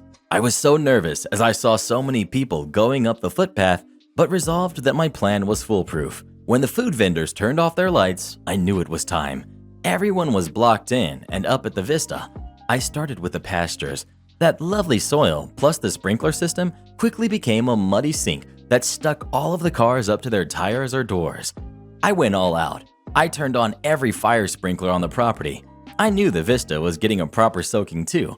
Everything was. I had started with the pastures first, and with sprinklers that could douse a fire, it did everything I remembered as a kid. It flooded the pastures. It made the driveways impassable. It washed out part of the road for anything other than off-roading trucks or vehicles. With over 100 cars in the pastures, I was gleeful as I heard people coming down the path. I shut off the sprinklers after 10 minutes while everyone tried to figure out what was going on. People were calling the police, emergency services, screaming and confusion everywhere. The 2 ladies' cars I had taken great delight in letting out the air of their tires and adding extra water under. The car was sunk pretty deep. Well, my work was done. I hiked out and down the hill and left to go back into town.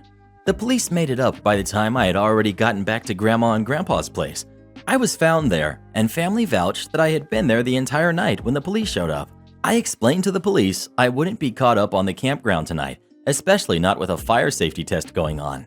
We were to test the water tank's pressure by running them on an automatic timer for 10 minutes and then measuring the water missing from the tanks in a few days when things settled and were passable. They wanted to know about the event, and we said we weren't hosting any events at all. Why would we when we had told the police department almost a month prior the campground was closed until further notice? The 2 women who had hosted the event were caught and charged with trespass and a whole mess of other things, including reckless endangerment.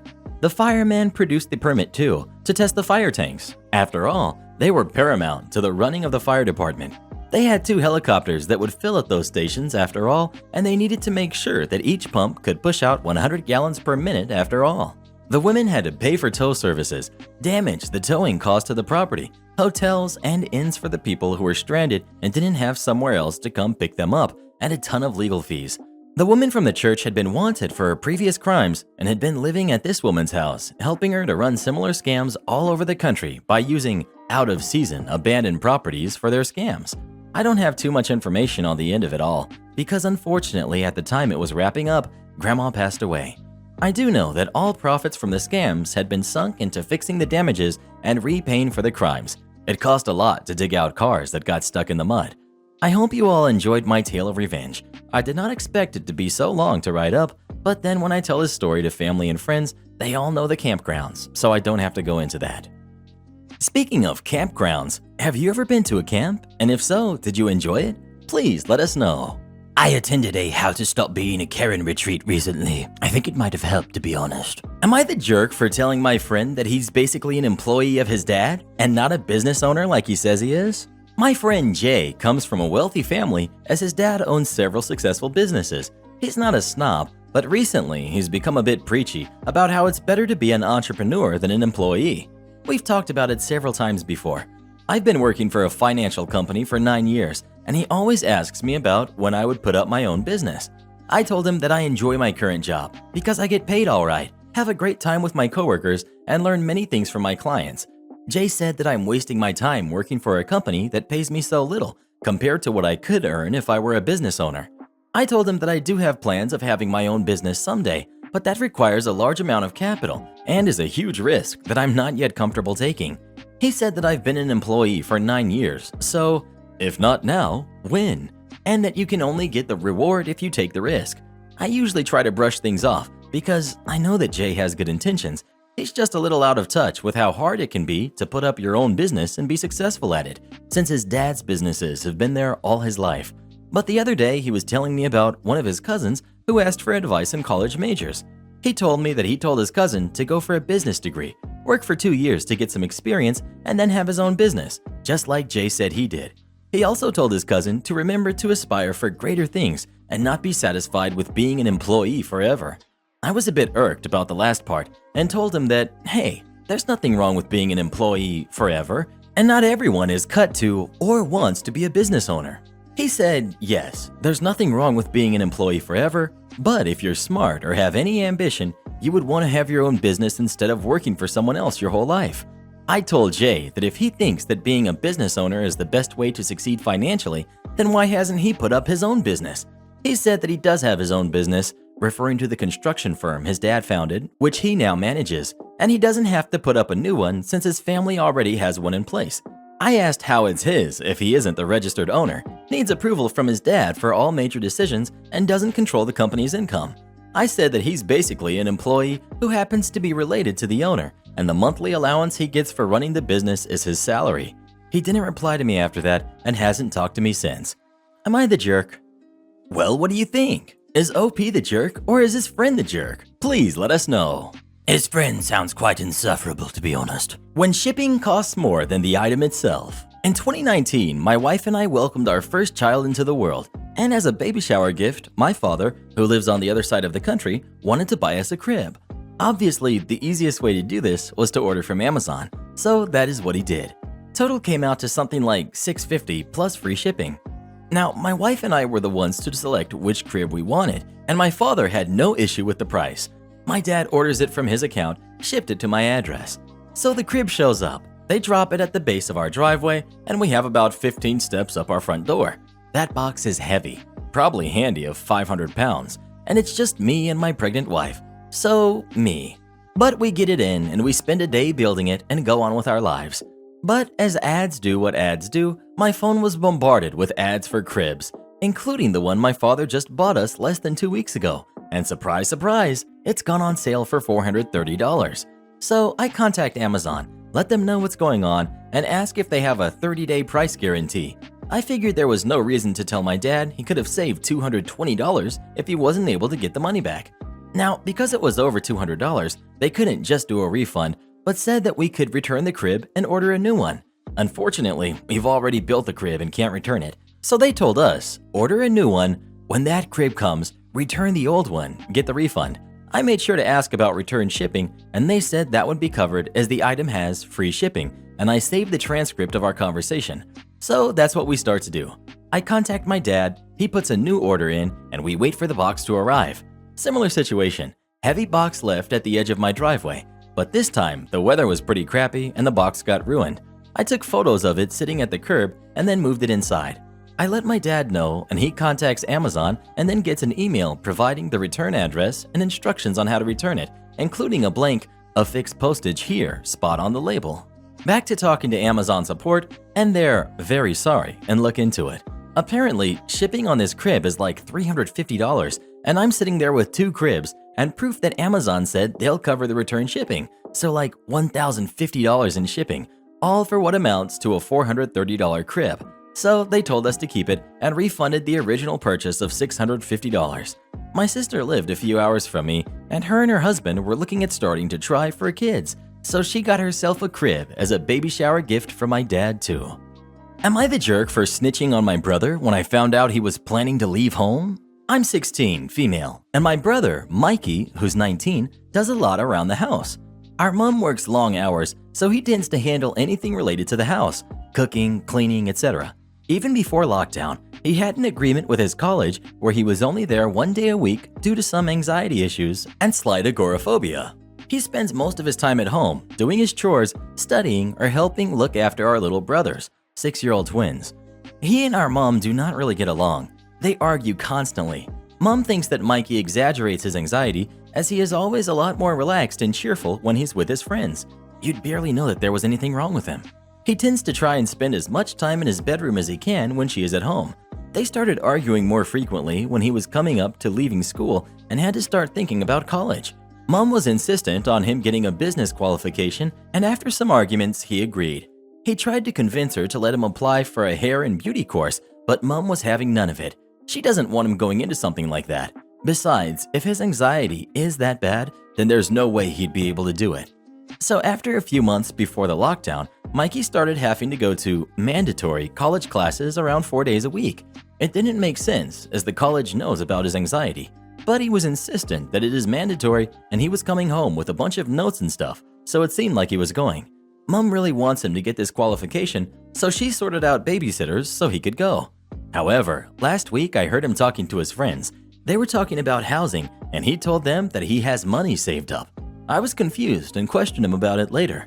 He was reluctant at first, but eventually admitted that he was moving out.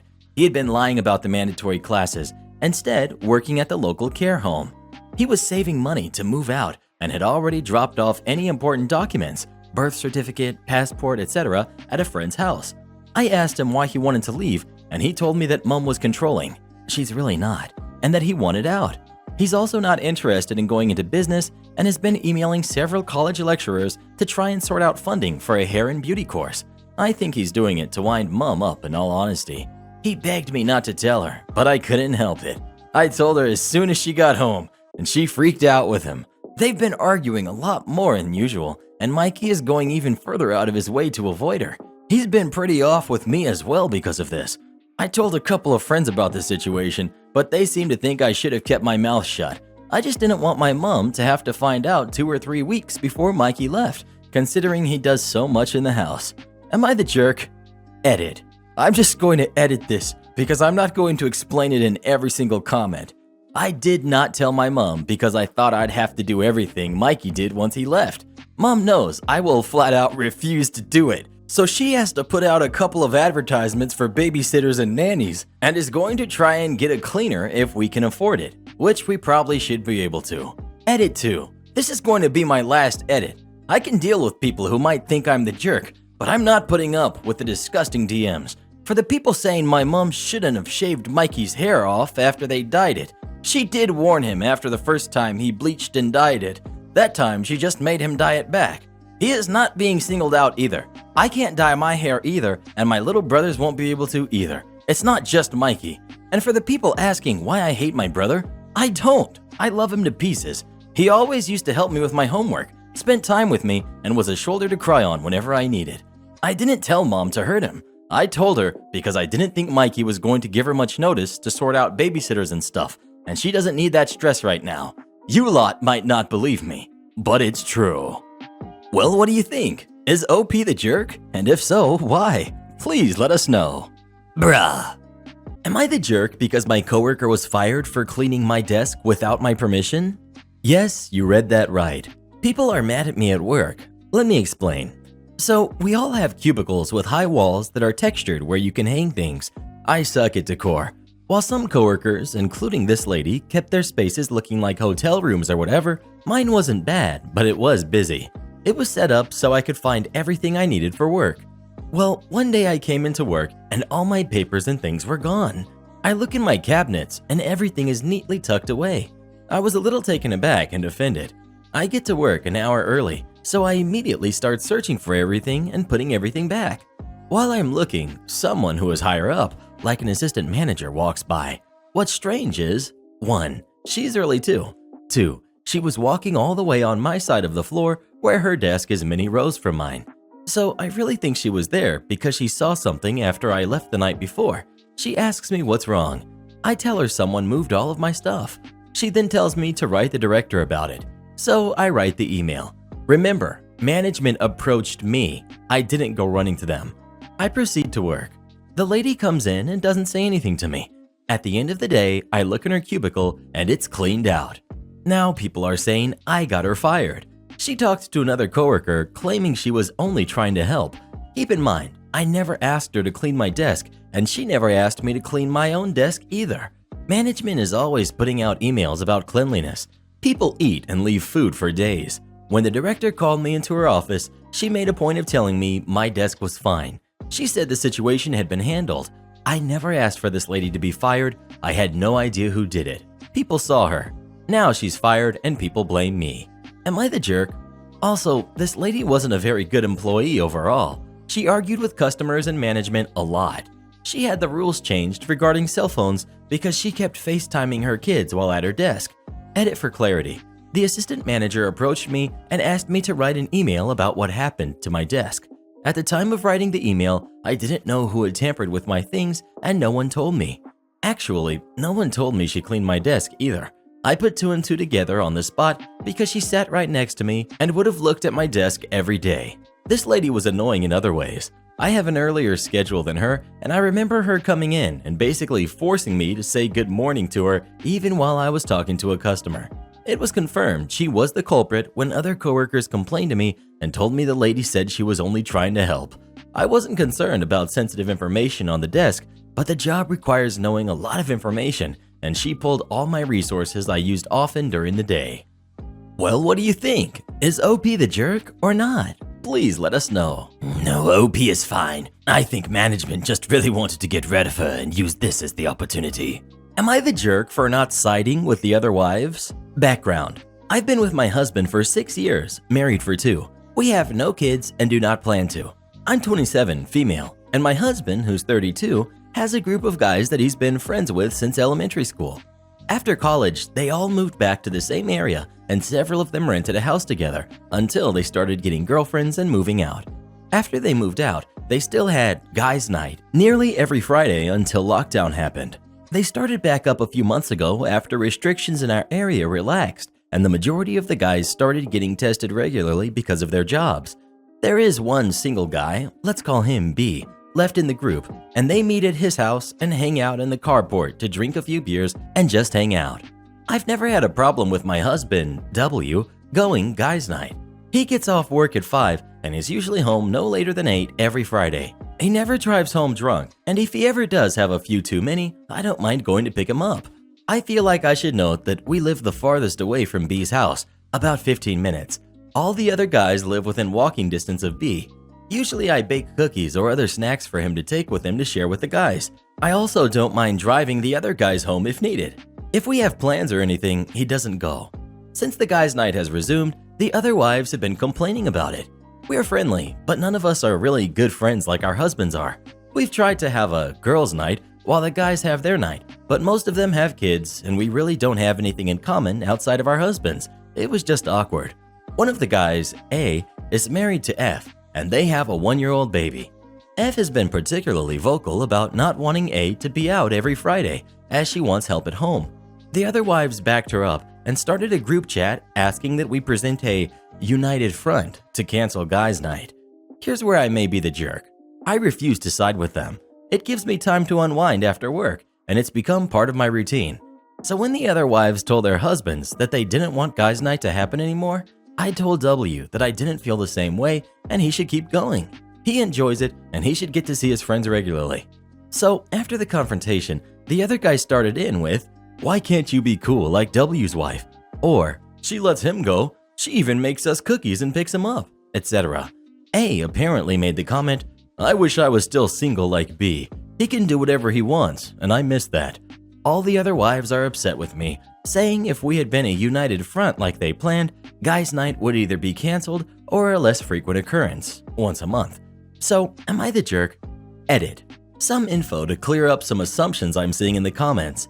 All the wives work. I do not know if the moms get nights to themselves like the guys do. I do not know the details of their family dynamics. I do know all the wives have tried to have girls' night amongst ourselves and it didn't work because we have nothing in common. I'm pretty sure all the wives have other friends, but I do not know when/how often they do things outside of the home. I send cookies and treats because I make them for my blog, not just to make them for the guys. I did not respond to the original messages in the group chat.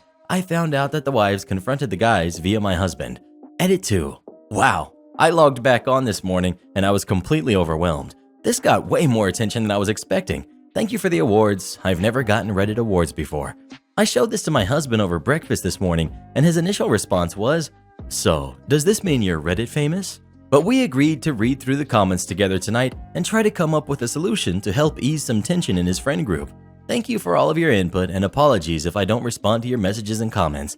I have a busy workday and like I said, I was completely overwhelmed by the response. Update. A lot has happened in the last 3 weeks, but I'm going to try to condense it for the character limit. After reading all the replies together, W and I decided it would be best for him to confront his friends, particularly A. He told them it wasn't cool to try to throw me under the bus with their wives and that their wives, especially the ones with kids, need and deserve time to themselves too. According to the guys, all the wives are getting time to themselves without the kids each week, with A's wife, F, getting the most time out of anyone.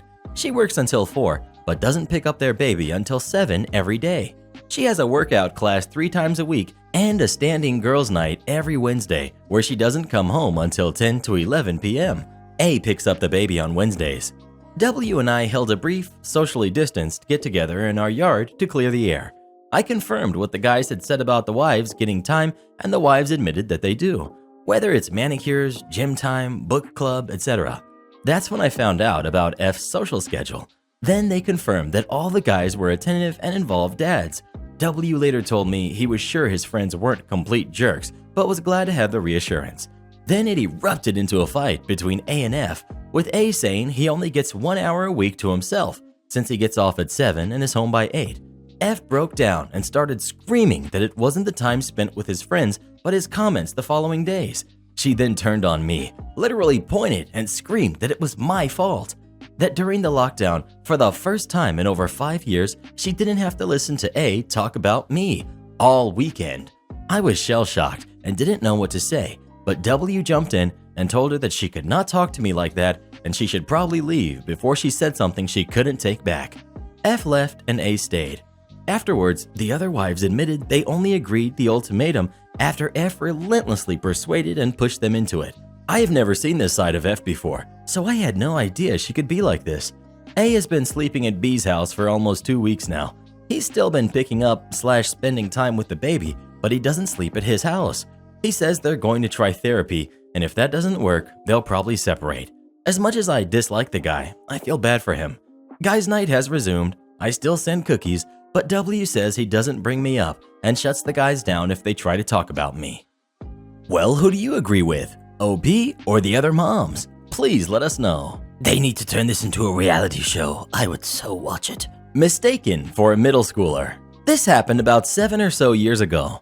I was 20, female, and 5'2" with a baby face, so you could say I was used to being stopped by truancy officers. I was looking to make a little bit of money without actually having a job.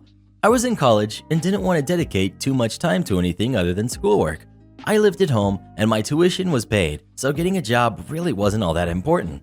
On the occasion, however, I did odd tasks for my friends and family for a bit of pocket money. My father was, and still is, a middle school teacher. While he is well loved, paperwork isn't really his thing. As such, I would regularly grade his students' work. Nothing too intense, multiple choice and such. Every now and again, I would take a day to go into a system and reorganizing the classroom itself. It was always a great time. The students were amazing, and I got to see my father doing what he loved. On this particular occasion, he had lunchroom duty, where he basically supervised the cafeteria and made sure that the kids didn't get too rowdy. Being a bored college student, I followed him down rather than stay in the empty classroom by myself. Once we were down in the cafeteria, I mostly just became a wallflower and kept out of the way while he called tables of preteens up for their meal. There were other teachers around assisting, and a few would wave to me when spotted. Most knew me from my previous occasions that I had been there, and those who didn't figured out the situation pretty quickly by asking myself or their coworkers. I haven't been in a middle school cafeteria since I had been in middle school, but it wasn't anything overly impressive. It was a regular cafeteria, loud, messy, and full of kids. I quickly became disinterested and simply leaned against the wall, drifting off into La La Land. Most people were content to just mill around me, but not everyone. I can feel someone staring at me, and after a moment I check my surroundings. A stocky figure was standing in front of me, clearing their throat aggressively. Giving them my attention, I was met with an angry-looking older woman that I did not know. With her hands folded over her chest, she glared down at me with a frown, tapping her foot in annoyance. I didn't say anything, waiting for her to tell me what she wanted. Didn't you hear me tell everyone to sit down? No, actually. I honestly didn't because I wasn't listening. I barely listened in middle school when I actually attended. I didn't. Well, I did. Good for you? Excuse you? She raised her eyebrows and gave an exaggerated shrug. Why are you still standing? By this point, I was getting more annoyed than confused. I still didn't know what she wanted from me, but I don't like people talking to me in general. And I definitely don't like people talking down to me, so I'll admit I got a little snarky with her. I'm still standing because I don't want to sit down. Now you listen here, young lady. You are going to sit down right this instant. No, I'm not. No? I don't know who you think you are, but as long as you're a student in this school, you will listen. It was at this moment that I knew we had messed up.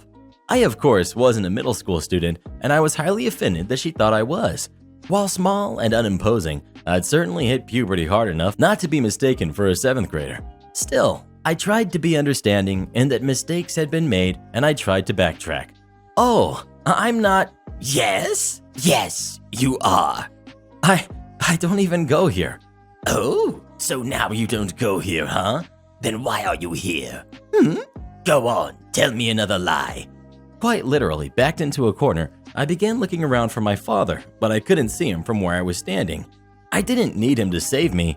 However, I didn't know if I'd be able to convince this lady that 1. I wasn't a kid, 2. I didn't attend this school, and 3. I wasn't some creep trespassing. That's when a random 12-year-old came to my rescue. USS Robertson, your dad is looking for you. Oh, your father is here, is he? Grinning and twisting her head as if she was a snake being charmed, the lady looked extremely pleased. Turning to the kid, she smirks wide and gestures with her hands. And just where is her father? Right there. The kid waves down my dad, calling his attention over to us. She's over here, Mr. USS Robertson. The woman frowned at me, but all I could think to say was, I'm 20, but he's still my dad, which didn't make all that much sense. Once the lunch aide became aware of what was happening, she left. She didn't apologize, she didn't double down. She didn't even wait for my father to come over. She just turned bright red and immediately left the room. I never actually told my dad because I don't think he'd let me live down getting saved by a 12-year-old.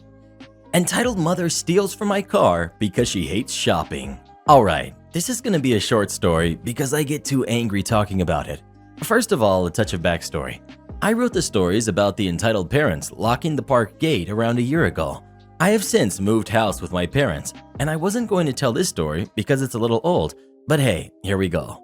My family, me, my mom, my stepdad, who I will refer to as dad since he basically is, had just been shopping, and we were driving back home and we pulled into our estate. And as we were driving down the road, we saw a woman who we didn't recognize standing on the path, but we thought nothing of it. Our road is next to a school, so lots of people tend to stand around.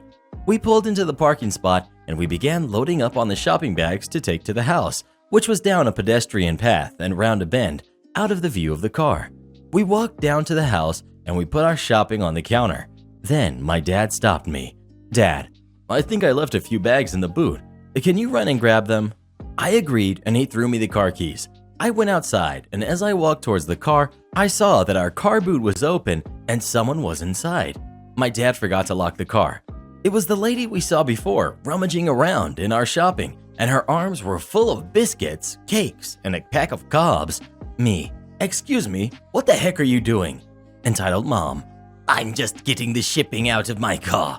Why is that your business? Me. This isn't your car. I have the keys. This is my dad's car. So what are you doing? I was waiting for my babies to finish school, and we needed some food for the house. You left these here and walked away, so I'm taking them instead of you people wasting them. Me. We aren't wasting them. If you need food too, then buy it. Don't take ours. But we hate shopping, and this is so much easier. Can you please just give it to me? Me. No, sorry. I then proceed to take the food from her, close the car, and lock it. The entire time I'm getting grief from her as she calls me all sorts of names and proceeds to storm off to presumably try and ruin someone else's day. Note, as I said before, this story is a little dated, so the situation is long gone. So please don't give me advice on how to deal with it. It's too late. Complaining neighbor. Many moons ago, I lived on the second floor of an apartment building in a college town, aka lots of young people getting their first taste of the real world. My neighbor below me came to my door one day asking me to keep the noise down. I was confused since I'm a rather quiet person until she explained that the noise was from me walking around my apartment. She didn't appreciate how loudly I walked in my own home. Side note, all the apartments had wall-to-wall carpets except for the first floor. I remembered something my uncle once told me about how if you don't want to hear people walking above you, then you need to live on the top floor. I told her that if it bothered her, she shouldn't have chosen to live on the first floor. She said that she had trouble with stairs and couldn't do that, but then told me to be quieter when walking around. I then told her politely that I would work on that and shut the door. I wasn't going to alter how I walked in my own apartment just for her and her attitude problem. Oddly enough though, shortly after this encounter, I broke my foot walking down the stairs. I would be on crutches for 6 weeks with a cast and then have a walking cast for several weeks more after that. This made it difficult to move around my apartment since my crutches would get caught in the carpet. I found that it was easier to sit in my desk chair and push myself around my small apartment with my still functioning foot and arms. However, again, the problem here is the dang carpet. The wheels would get stuck in the carpet and would cause me the occasional problem. This would then mean I would have to hop around my apartment if I couldn't get the chair unstuck from the floor. I could hear her complaining sometimes, especially when I had my balcony door open and she was outside. I honestly didn't care about her petty problems, but was tired of hearing them. Then one day I was trying to push myself across the apartment to the kitchen and the wheels got stuck. I had just given the chair a big push, right as it got caught and promptly fell out of the chair and onto the floor. I didn't land gracefully and ended up with a huge bruise on the back of my leg from landing on the armrest of the chair. Needless to say, I was not in a good mood and I was in pain. My lovely neighbor comes upstairs not too long after this and complains that I woke her from her nap with that loud bang. I had answered the door, sitting in the evil chair with my broken foot in plain view. I politely told her that the loud bang she heard was my body hitting the floor, and my best sugary sweet sarcastic voice told her that I appreciated her concern for my well-being and that I was fine. I then thanked her for coming by to check on me and then slammed the door in her face. She never bothered me again. The Karen that loved me. This incident happened in Kroger this past Friday. Despite being in the middle of lockdown and our building being the center of a small cluster, 9 cases, we had a group of second-tier execs, not C-level, but the next step down, executive vice presidents, senior VPs, etc., and their entourages were doing a dog and pony show and touring the office. So, of course, shirts and ties for everyone still in-house. After 14 hours of this crap, I headed home and stopped at Kroger for some staples and much-needed beer. I'm going through, filling my cart, and trying to pick pretzel nuggets or rods when I hear this, ahem. You remember Dolores Umbridge from the Harry Potter films? That sound, but from the throat of a 2-pack-a-day smoker. This old lady, face looked like an extra from a Golden Girls / Walking Dead crossover, and clothes like a Michael's craft store vomited on her, was standing behind me and tapping her foot like she had been waiting for hours. After a moment, she speaks up. It's about time you noticed me. Now, where are the Cheetos? Not the crunchy ones, the other ones. I'm surprised, annoyed, and not having it. Lady, I don't work here. Do I look like I work here? She pauses, looks, sees my badge hanging off my belt, and her demeanor rotated 180. Oh, I'm sorry. You're in a tie and white shirt. I assumed you were a manager here. I really am sorry. She starts away, and I laugh. She's standing literally alongside the Cheetos. It's all right. We've all had those days. By the way, right by your head. She looks over and starts beaming. Her Lord and Savior Chester in all his puffed glory found. Thank you, and I'm sorry again. Old Bag scurries away. A few minutes later, as I'm in the self-check line, I hear, "Oh, and he's handsome too. I bet he has a nice smile under that mask." In line for the regular checkouts, there's the lady, talking and pointing with another old lady. I'd say it made my day, but at that point I was too tired to give half a darn, let alone a full darn. But it was interesting enough that I wanted to share with y'all while I take a break from doing payroll. Cheers. Speaking of Cheetos, which do you like best? Original, puffed, or hot Cheetos? Please let us know. Hot Cheetos all day, bruh. With a little bit of lime in it. Yes. Am I the jerk for suing my sister over a poster my sister's son destroyed? My sister brought her kids over 2 weeks ago. In my office, I have a vintage Marvel poster signed by Stan Lee and the artists of the poster. The poster is over 30 years old.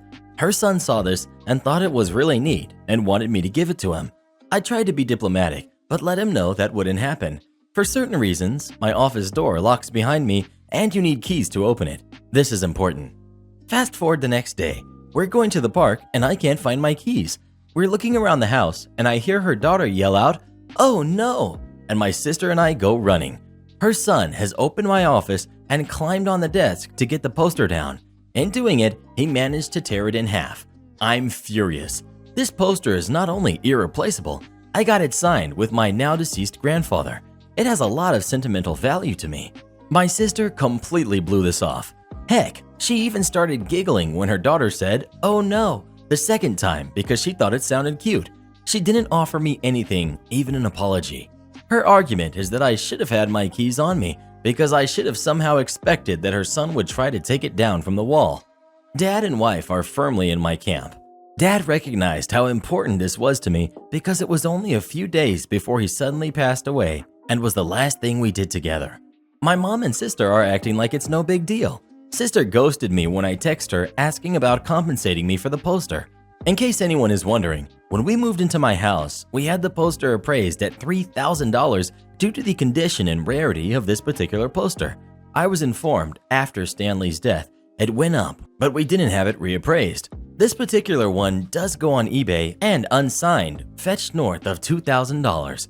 When I served her, my mom called me up telling me that it was no big deal, and she said she found another poster on eBay, and when I saw the link, I realized it was a completely different one and wasn't signed or anything like that. It wasn't even the same year. Now sister is complaining to mom that I'm being mean for going after her and not taking her offer and instead making her pay for it. She thinks I should just let this go because kids will be kids. So, am I the jerk here? Edit. Since this has been raised in a few comments, yes, the poster was framed. It was professionally mounted in a frame. It was not tacked to a wall or anything like that. Well, who do you agree with? OP or his sister? Please let us know. God, I hope OP wins in court. Am I the jerk for refusing to buy food for anyone in my household anymore? Everyone eats my food. If there are leftovers/takeout, my dad and sister will pick it off until there's just a little left for me. If I buy food and keep it in the fridge until my mealtime, they'll ask each other if they can eat it. For example, I had a sandwich. I ate half of it and literally announced, "I'm going to save this for dinner when I get back home." Everyone acknowledged what I said. So I come home, it's gone. I ask where it is. My ma said that my sister ate it. I ask her why she ate it. She said our ma told her she could. So I go back and ask our ma why she told my sister she could have it, and she says, "Oh, I didn't think you wanted it." So I start leaving notes on my food. Then it's, "Oops, sorry OP, I didn't see the note." Or, "Well, I was just so hungry, but there's this in the fridge." It's not that our parents don't buy groceries either, but I work so much that by the time I can sit down and enjoy food, most of it's gone. It doesn't matter who bought the groceries. It's the same way even when I buy them. So now I'm refusing to pay for anyone's food, ever. I'm just so frustrated. I literally cried a little bit because I'm so tired of all the food being eaten. I'm so hungry. Think I have tasty food at home and it's gone. All I've been eating lately are bologna sandwiches and 99 cents instant ramen. Of course, everyone in my family thinks I'm being petty and immature. My sister is upset because she gets like $30 a week from her job. She's 15, and I get paid almost 10 times that. I don't think I'm being immature. This is the only other way I can think of getting my point across. That all said, I would be lying if I said I didn't feel a tiny bit guilty. Am I the jerk? Edit. Thank you sincerely to everyone who took the time to respond. As annoyed and frustrated as I was also worried that I was being silly, immature, and overreacting. I will look into getting a small fridge to keep my food in my room. Again, thank you. Final edit. Thank you to everyone who left messages and ideas on how to proceed with this. I don't think I can have a small refrigerator, but I do intend on getting a lockbox for the fridge and finding a hiding spot in my room for non-perishable snacks and such. It's embarrassing it has to come to that, but I think you guys are right. Your comments have made me realize that I have much deeper problems at hand than my family eating my food. My dad and my sister have entitlement issues, and my mother is an enabler by being so passive about it. I'm going to think of ways I can stand up for myself effectively. Thank you all for taking the time to leave support and advice, even though you didn't have to. It really does mean a lot to me. Am I the jerk for telling my wife that if she doesn't want me in the delivery room, she can find someone else to drive her to the hospital? My wife is pregnant and has told me that she wants her sister in the delivery room. She's only allowed one person, so this means I'm out and won't be with her when she gives birth to our baby. It would be an understatement to say that I was disappointed, crushed, hurt, etc. when she told me this is what she was thinking. I had been excited about being there with her and experiencing that moment ever since she told me she was pregnant. Really, ever since we started trying to get pregnant. I just always assumed she would want me there. Note the distinction here between me expecting to be there versus expecting her to want me there.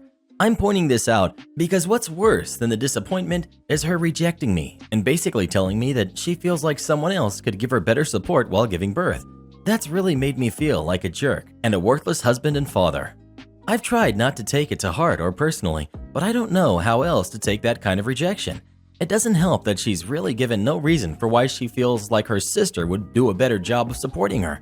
I know that her sister has had kids herself, but when I asked my wife if that was part of it, she said not really.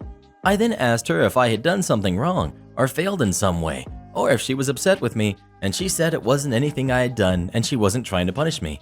She just felt like it would be better to have her sister there. I've asked for clarifications, and that's as specific as she gets. It doesn't seem like she has a real list of reasons why her sister was chosen. It's just a feeling. Either that, or she is lying to me and won't give me the real reason. I had hoped she'd change her mind, but now she's confirmed that this is how it will be. All of the things I've written about led me to tell her that if she really feels that way, then I think it'd be better if her sister or someone else drove her to the hospital.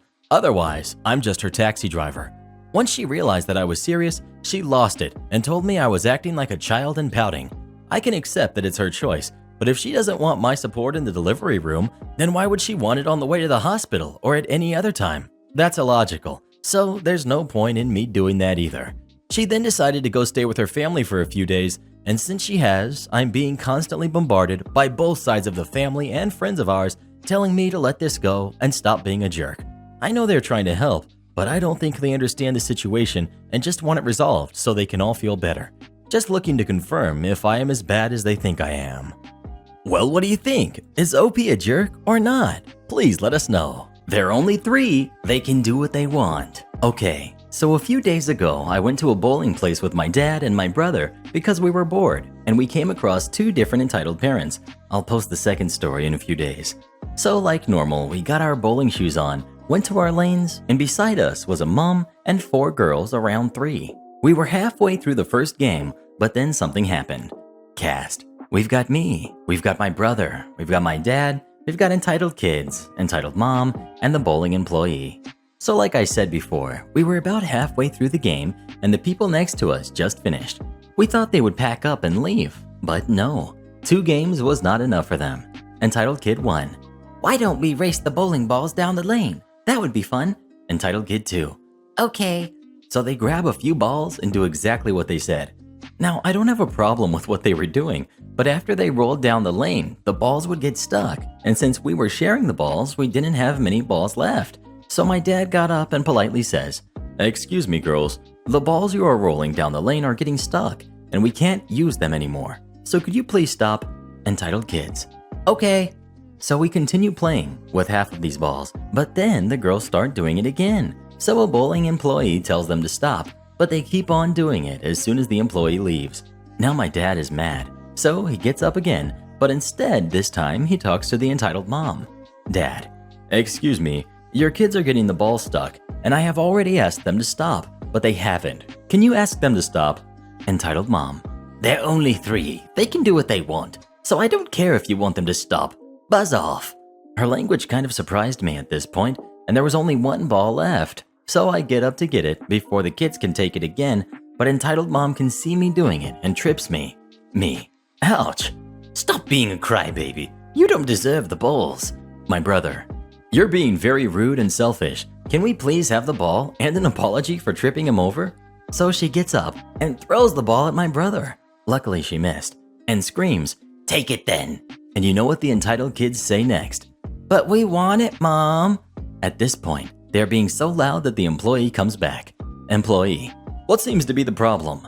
Entitled mom, They stole our bowling balls. entitled kid. Yeah, they stole it. Employee, excuse me, entitled mom, you need to leave right now. Why? They hurt my babies and stole our bowling balls. They should leave. Employee, well, after I told your girls to stop bowling, I looked over to see if they did, and I saw the whole thing unfold. Now leave, before I charge you with assault. For what? For tripping him over and throwing a bowling ball at them. Now buzz off. So the entitled mom walks off, and we're happy. Employee, I'm so sorry you had to deal with that. If you want, I can give you a free game. Dad, thank you so much. So we get the balls back and continue playing. Am I the jerk for saying, I hope you're proud of yourself, to my niece when I lost my job after she reported the company I worked for? I, 35, female, lost my job after lockdown struck and found another working in a meat company. It was much lesser paid, more tiring and longer hours, but beggars can't be choosers. I have 3 kids to raise and I need a job, or it would be too much for my husband to shoulder. I was going to continue to work until I find a more suitable job because the boss of that company is quite the jerk. Some time ago, my niece, 19 female, was looking for a part-time job, and since there were vacancies in my workplace, I recommended her to my superiors. My brother's family is quite wealthy, fully funding my niece's studies and living expenses, and my niece only wanted a job for extra allowance.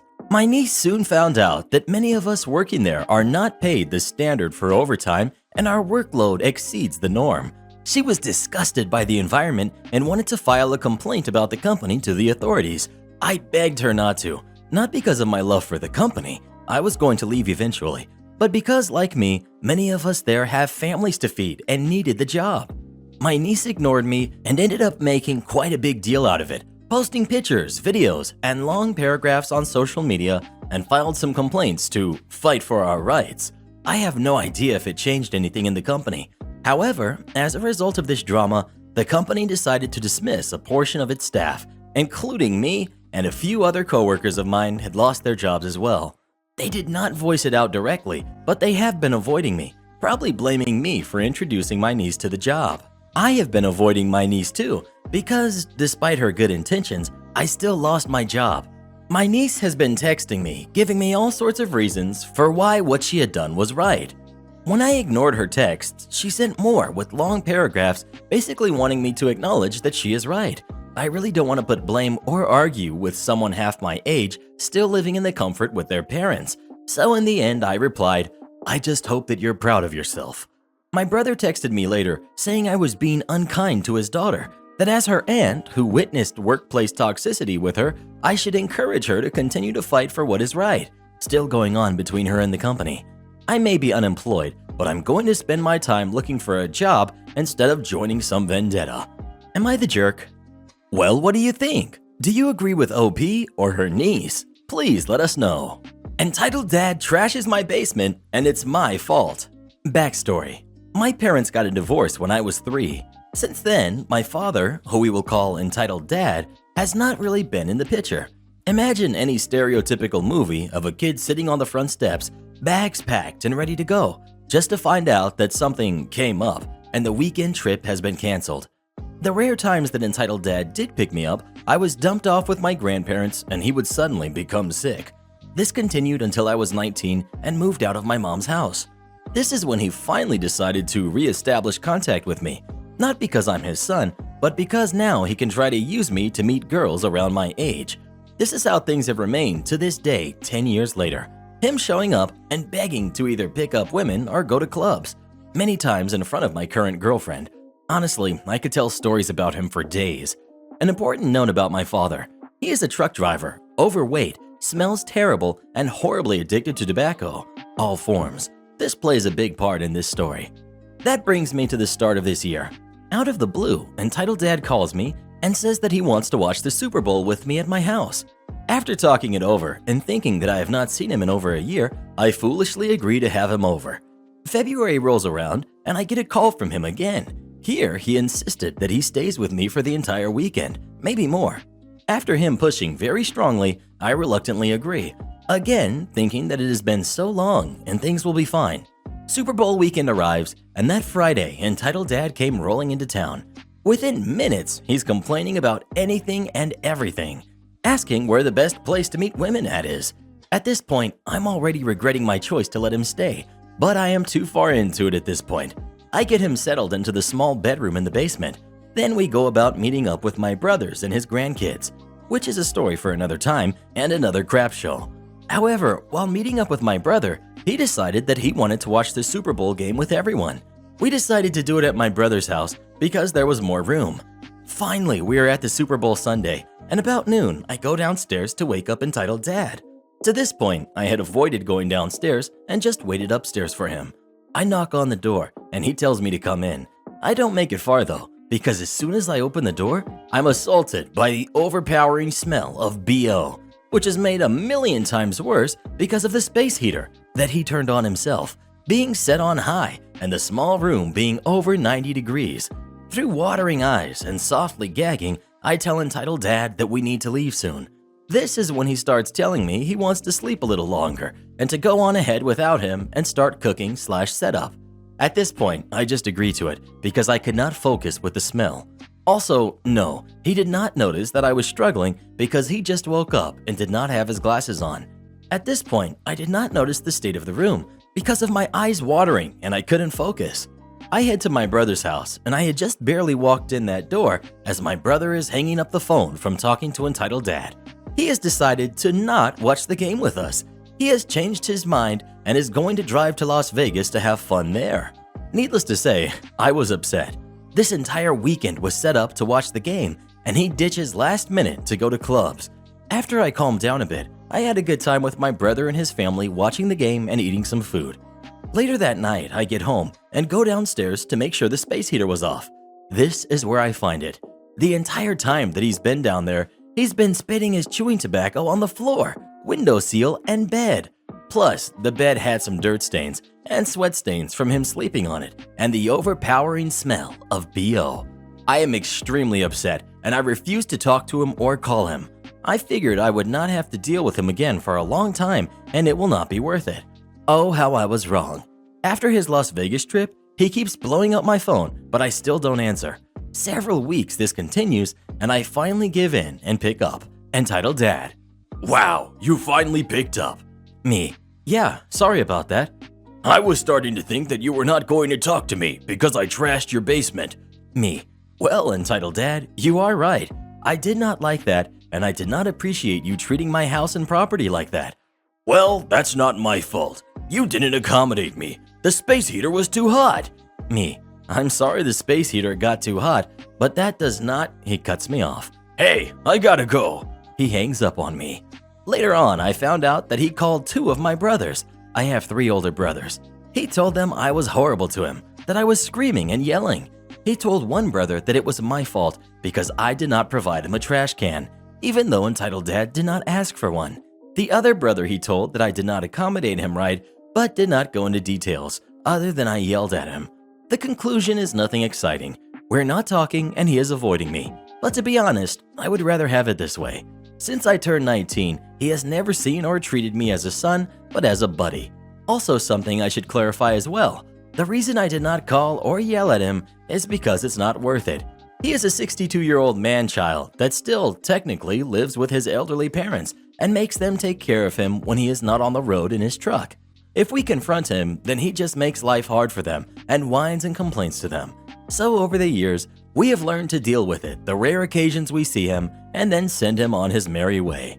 Well, you made it. If you read this far, thanks for reading and I appreciate it. Hopefully this will lead to more posts in the future. I was used for 4 years by a horse stable family who got mad at me when I quit and gave me pneumonia. Sorry for the rant, but this story still makes me sad 10 years later and has messed me up. I was like a lot of girls. I loved horses. That crazy horse girl was me and I was her. My parents weren't rich, so when I got 10 lessons at our local stables for my 9th birthday, I was ecstatic and I literally fell in love. I'd save up to ride and always dreamed about becoming a professional horseback rider. But there was one catch: the owners. They quickly saw my enthusiasm and, being a new yard knee-deep in work, made an offer that I literally cried over with sheer joy. When I was 10, they said I could work there. So I started working every Saturday and Sunday, 7:30 a.m. to 6:30 p.m. and some days after school. But I wasn't getting paid, and I actually had to pay them still for my half-hour group riding lesson I would have on Saturday. Well, my parents weren't thrilled. Not only was I working like a dog there, they didn't have any shelter for me and wouldn't let me in their house. I remember one winter was so bad, I sat in a stable and cried, trying to heat my hands up against a horse. An 11-year-old, freezing, and they wouldn't let me in their mansion because I had work to do. I got pneumonia. I don't remember a lot from that period of time, but I do remember going back to horse riding after recovering and getting yelled at for being away too long. I was ignored, yelled at, and overall treated like crap. So my parents decided that at the very least, I shouldn't have to pay for lessons. Well, when I told the owners, they laughed at this and basically told me to buzz off. And I knew if I told my parents, then I wouldn't be allowed to go back. So my parents stopped paying for lessons under the assumption I was getting them for free due to all my work, and I just pretended I was getting them when in reality I wasn't. I started dreading going, but I loved the horses and couldn't imagine not seeing them every weekend. So I put up with the freezing weather and the exhaustion until I was 14. Something snapped and I had a mental breakdown and called my mom to pick me up. The owners were furious because I was supposed to be leading a few lessons that day.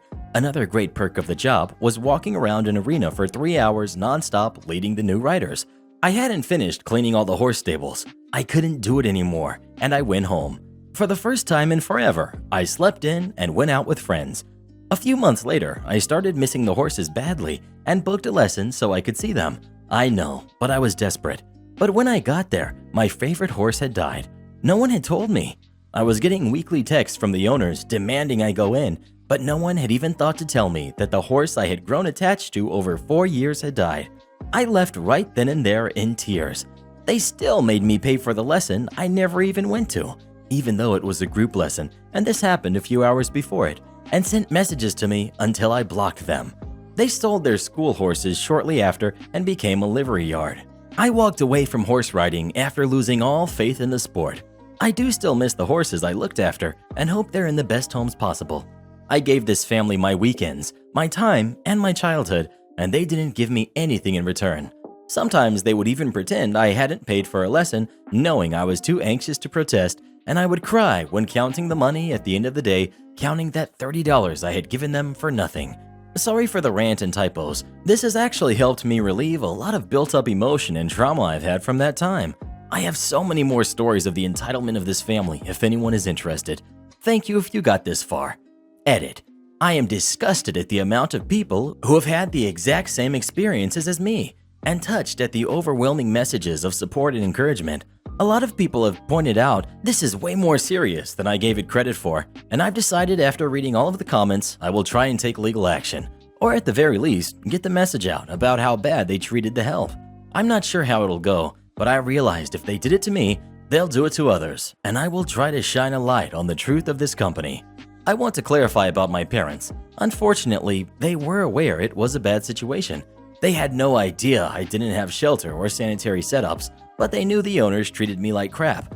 I would lie and tell them plots of horse cartoon, pretending I'd done it with my imaginary yard friends. Sad, I know. And that I was always given hot chocolate. And they did try to stop me from going a few times, but I would cry for days and beg them to let me go back because I loved the horses so much.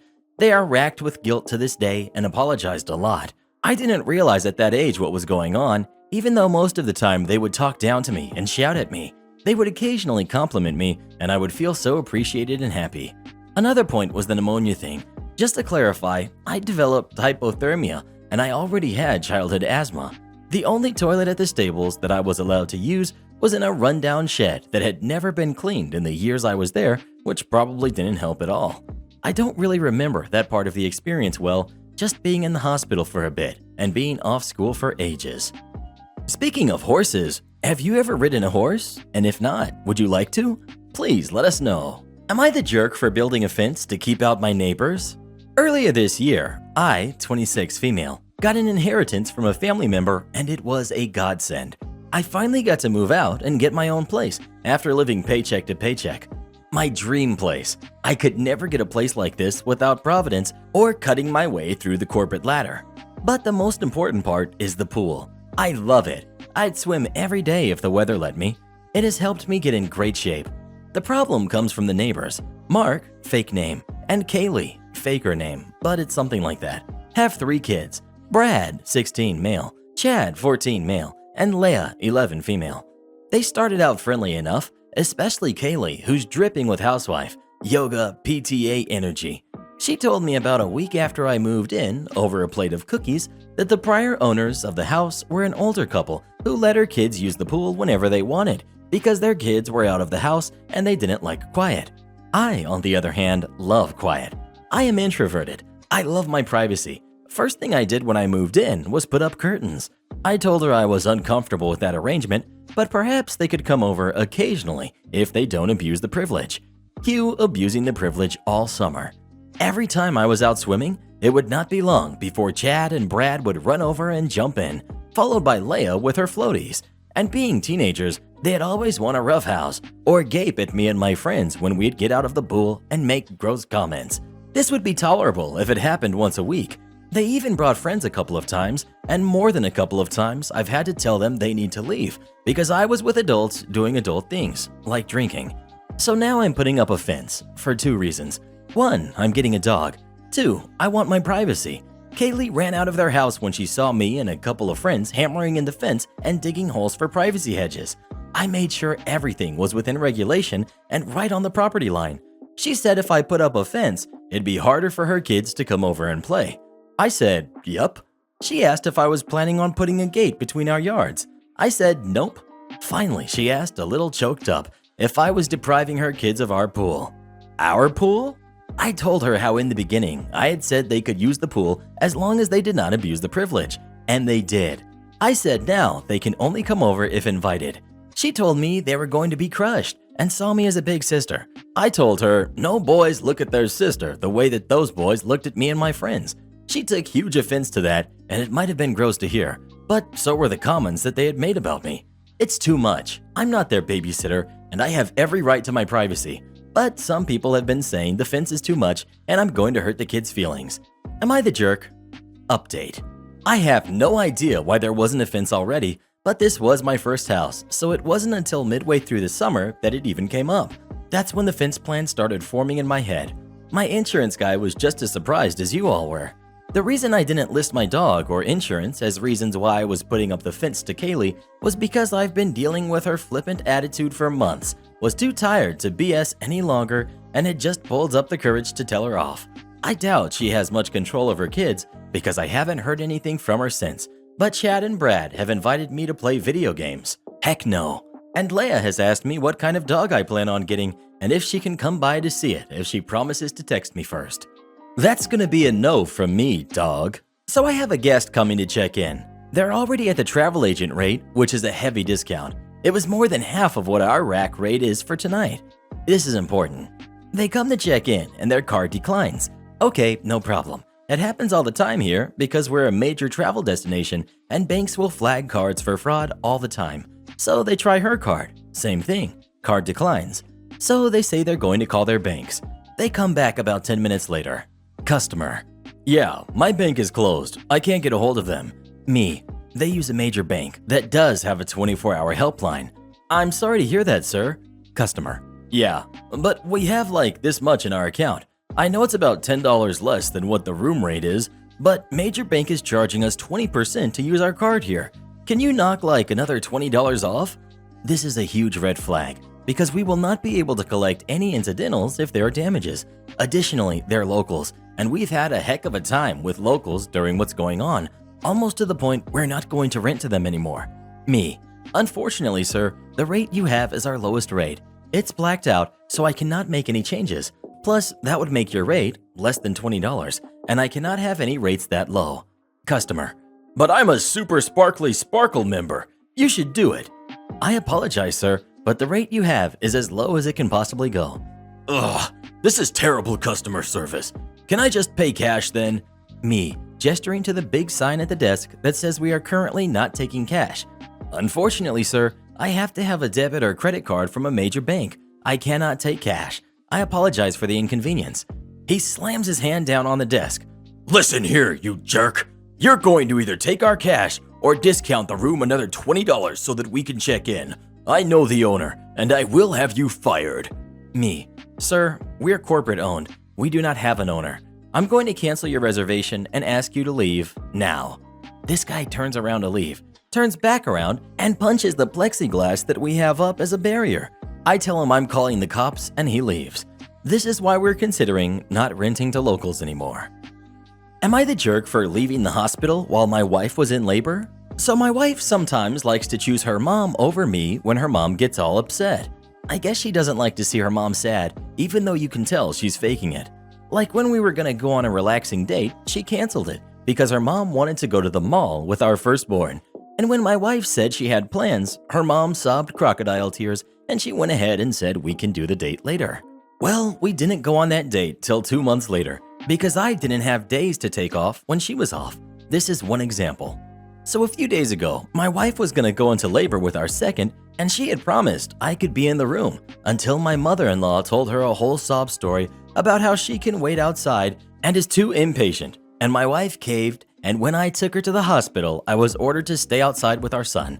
Now at this point, I felt very upset and angry, so I called my sister and asked if me and my son could stay over for a day, and she said yes, so I left with my son, went to the house, got some clothes and left. I texted my wife that I'm staying over with my sister with my son and that we can talk after she feels better. After that, I talked to my sister about it while my son was hanging out with his cousin, and then my wife texted me saying what was going on. So I told her about how I feel upset that she keeps choosing her mom over me and that when she feels better, we can talk about it further. She understood, and so for the past 2 days when I'm not at the house, my mother-in-law is there to help, and when I'm there, I just do all the normal stuff and some housework. I was starting to wonder if I'm a jerk because my wife looks upset and I just feel bad. Sorry if this was more of a rant or doesn't make sense. I'm just not in the right state of mind. Edit. A lot of people asked for an edit, so here it is. 1. No, I was not in a waiting room. I was outside in the car with my 4-year-old son. 2. We had discussed that I would be in the room for a while, even right before we went to the hospital. I had only found out I wasn't allowed in after the doctors asked who my wife wanted and mother-in-law pleaded to be in and my wife chose her. Edit 2, to clear some things up. We went with our son to the hospital because it was kind of unexpected that my wife was going into labor, so we called mother-in-law to meet us at the hospital and pick up our son, and as she lives closer, she got there before us. So we got there, and then edit 1 happened, and then we just left. How do you not let Karens make you hate the world? I have trouble leaving things at work because I'm just too sensitive for my own good. I just got home after working a 10-hour shift and I still can't stop thinking about this Karen from early afternoon. So basically, this Karen came in and ordered a lunch special for takeout that was $15.55 after tax. I gave her the receipt and she makes a face. Karen: It says on the poster outside that all the lunch specials are $11.95. Me: It actually says from $11.95. Each item is a different price depending on which one you order. Karen: No, it doesn't. It says all of them are $11.95. If you advertise something, you have to honor it. You really should change that because it gives people the wrong impression. Me: Okay, ma'am, I'll let my boss know. Do you still want this lunch special? I wasn't in the mood to argue with her, so I just went along with whatever she was saying. Karen: Do you know what I mean? It says all of them are $11.95, so it should be $11.95. Me: I can't change the price. Okay, whatever then. You should really let your boss know, because you have to honor it if you put the price out there like that. It should be that price. It's ridiculous, and $15 is too expensive for a lunch." When I brought out her order, she took it and scoffed, so I said as sarcastically as possible, "Have a great day, ma'am." It's people like her that make me hate humanity more and more each day. I wish these Karens just went to therapy and stopped taking out their misery on the world. How do you leave things at work? This wasn't even the worst Karen I've had, but the hatred for people I've developed from serving is increasingly getting to me each and every day. Have you ever felt like OP? And if so, what caused it? Please let us know. $15 for a lunch? That better have flakes of gold in it. I bought this motherboard almost a year ago and only opened it now, so give me my money back. I work cashier customer service in a computer department store, and I'm going about my day when this skinny short guy comes through my line holding a couple motherboards in his hand. He drops them on the counter and says, "I'd like to make an exchange. This motherboard has bent pins." I'm sorry to hear that. Was it like that out of the box? I said, to which he replies yes. So I go ahead and scan the receipt and search the database for this particular serial number. Lo and behold, this thing was purchased slightly less than a year ago, and only now is he coming back to the store complaining that the pins are bent, claiming he only opened the box just recently. Since the purchase was made so long ago, I'd have to have a manager come and decide if we can take it back. However, I trust S, name of my manager for this tale, and I think he'll be able to help you out. I dial the manager number on my register phone and wait for his arrival. Upon arriving, I explain the situation, and then the customer shares his thoughts. His logic was, this was a $200 ITX open box motherboard, sold for $50. It included no I/O shield, cables, or anything else apart from the board. Since the pins were bent, let's go with his story that they came that way. He believed he could return it. Since he purchased a CPU alongside it, the price dropped to $30. This man bought a $200 motherboard for $30 and didn't think, maybe this is too good to be true, or didn't think to look as to why it was so cheap. After all this BS spewed to my manager, both of us quickly realized this was most likely a BS return, with the dude having bent the pins somehow and getting upset about it. After explaining that we can just give him this new motherboard that he picked out, retailing at $70, he gets upset. My manager leaves and he tells me, "Total incompetence." And from this point, I basically just want this dude to leave, and I'm also making sure he understands that none of what is happening is my fault.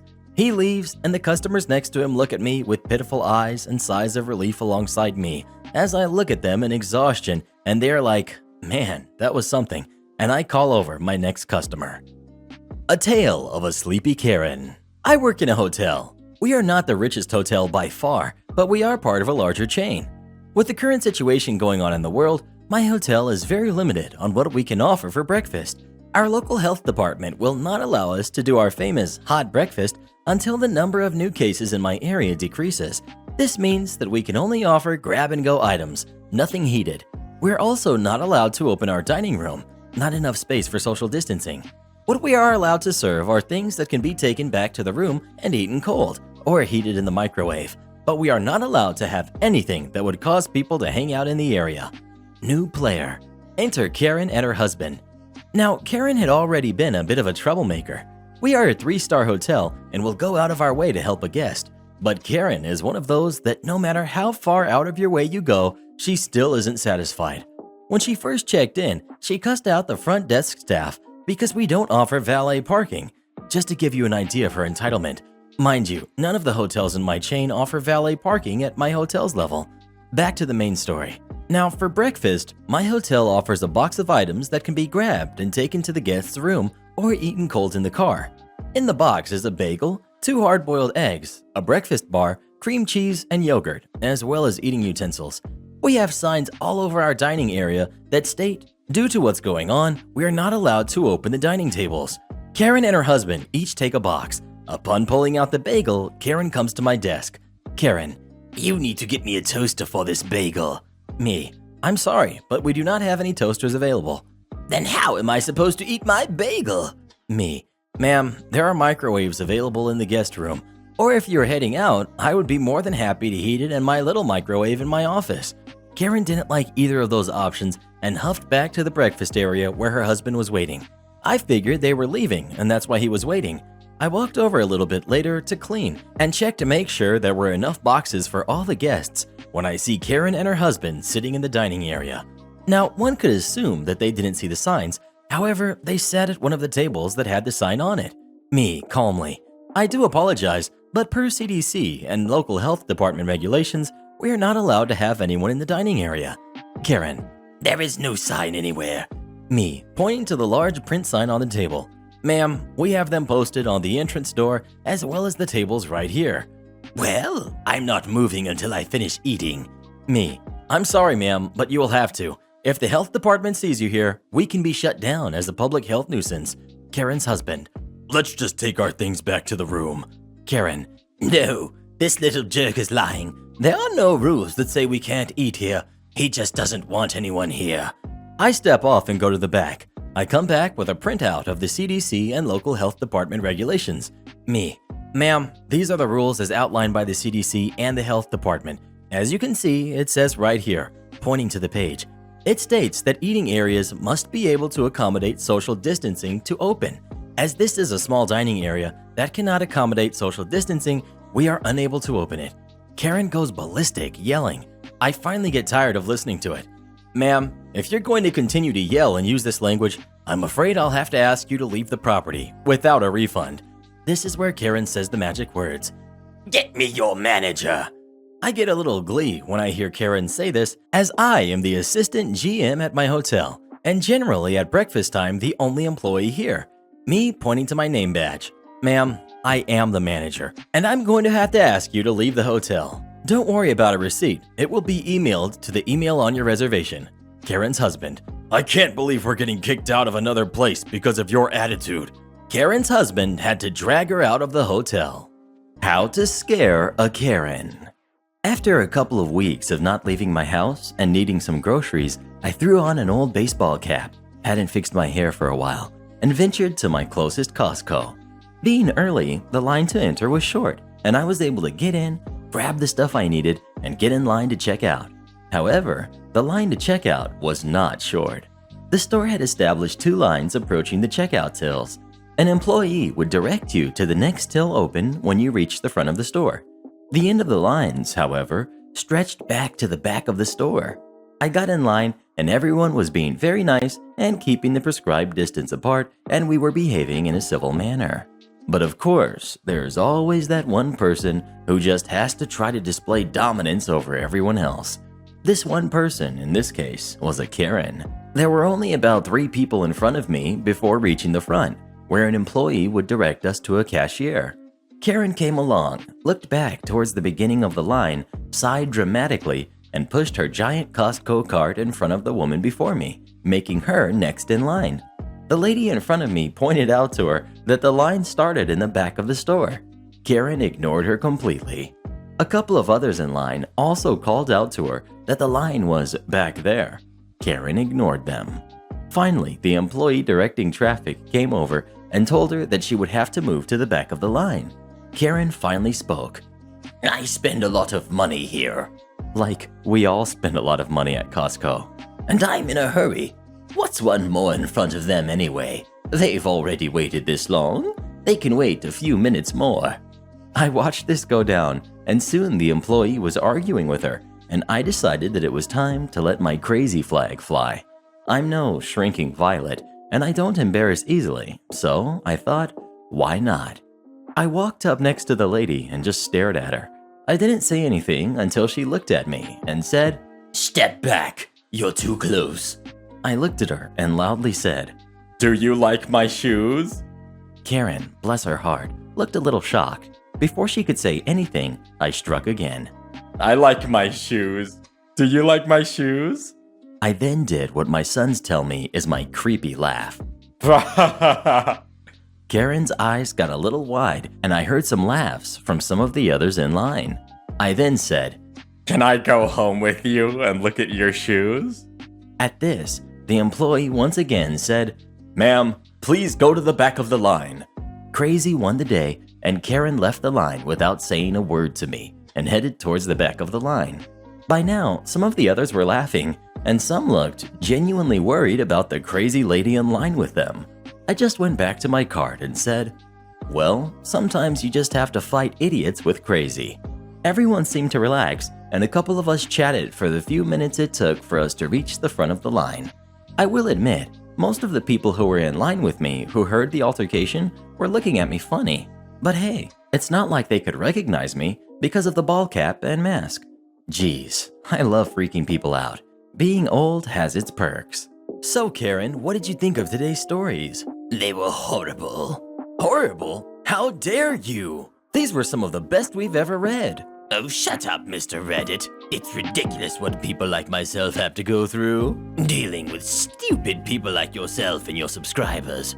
Look, Karen, you can say whatever you want about me, but don't you talk about my re-army. Tch, re-army. Most of your viewers aren't even subscribed to your channel. 70% if I'm correct. Well, I can't argue with that. That's true. Most of my viewers don't actually subscribe for some reason. It's because you're stupid, Mr. Reddit. No, I'm not! Alright guys, let's prove Karen wrong by making sure you're subscribed to the channel and turn on notifications. Pah, they're not going to listen to you. And if you'd like me, or Karen, What? to record a special message for you, come visit me on Fiverr, link pinned in the comments below. Never. And join as a channel member today, and Karen will give you a special shout out in the next video. Like heck I will.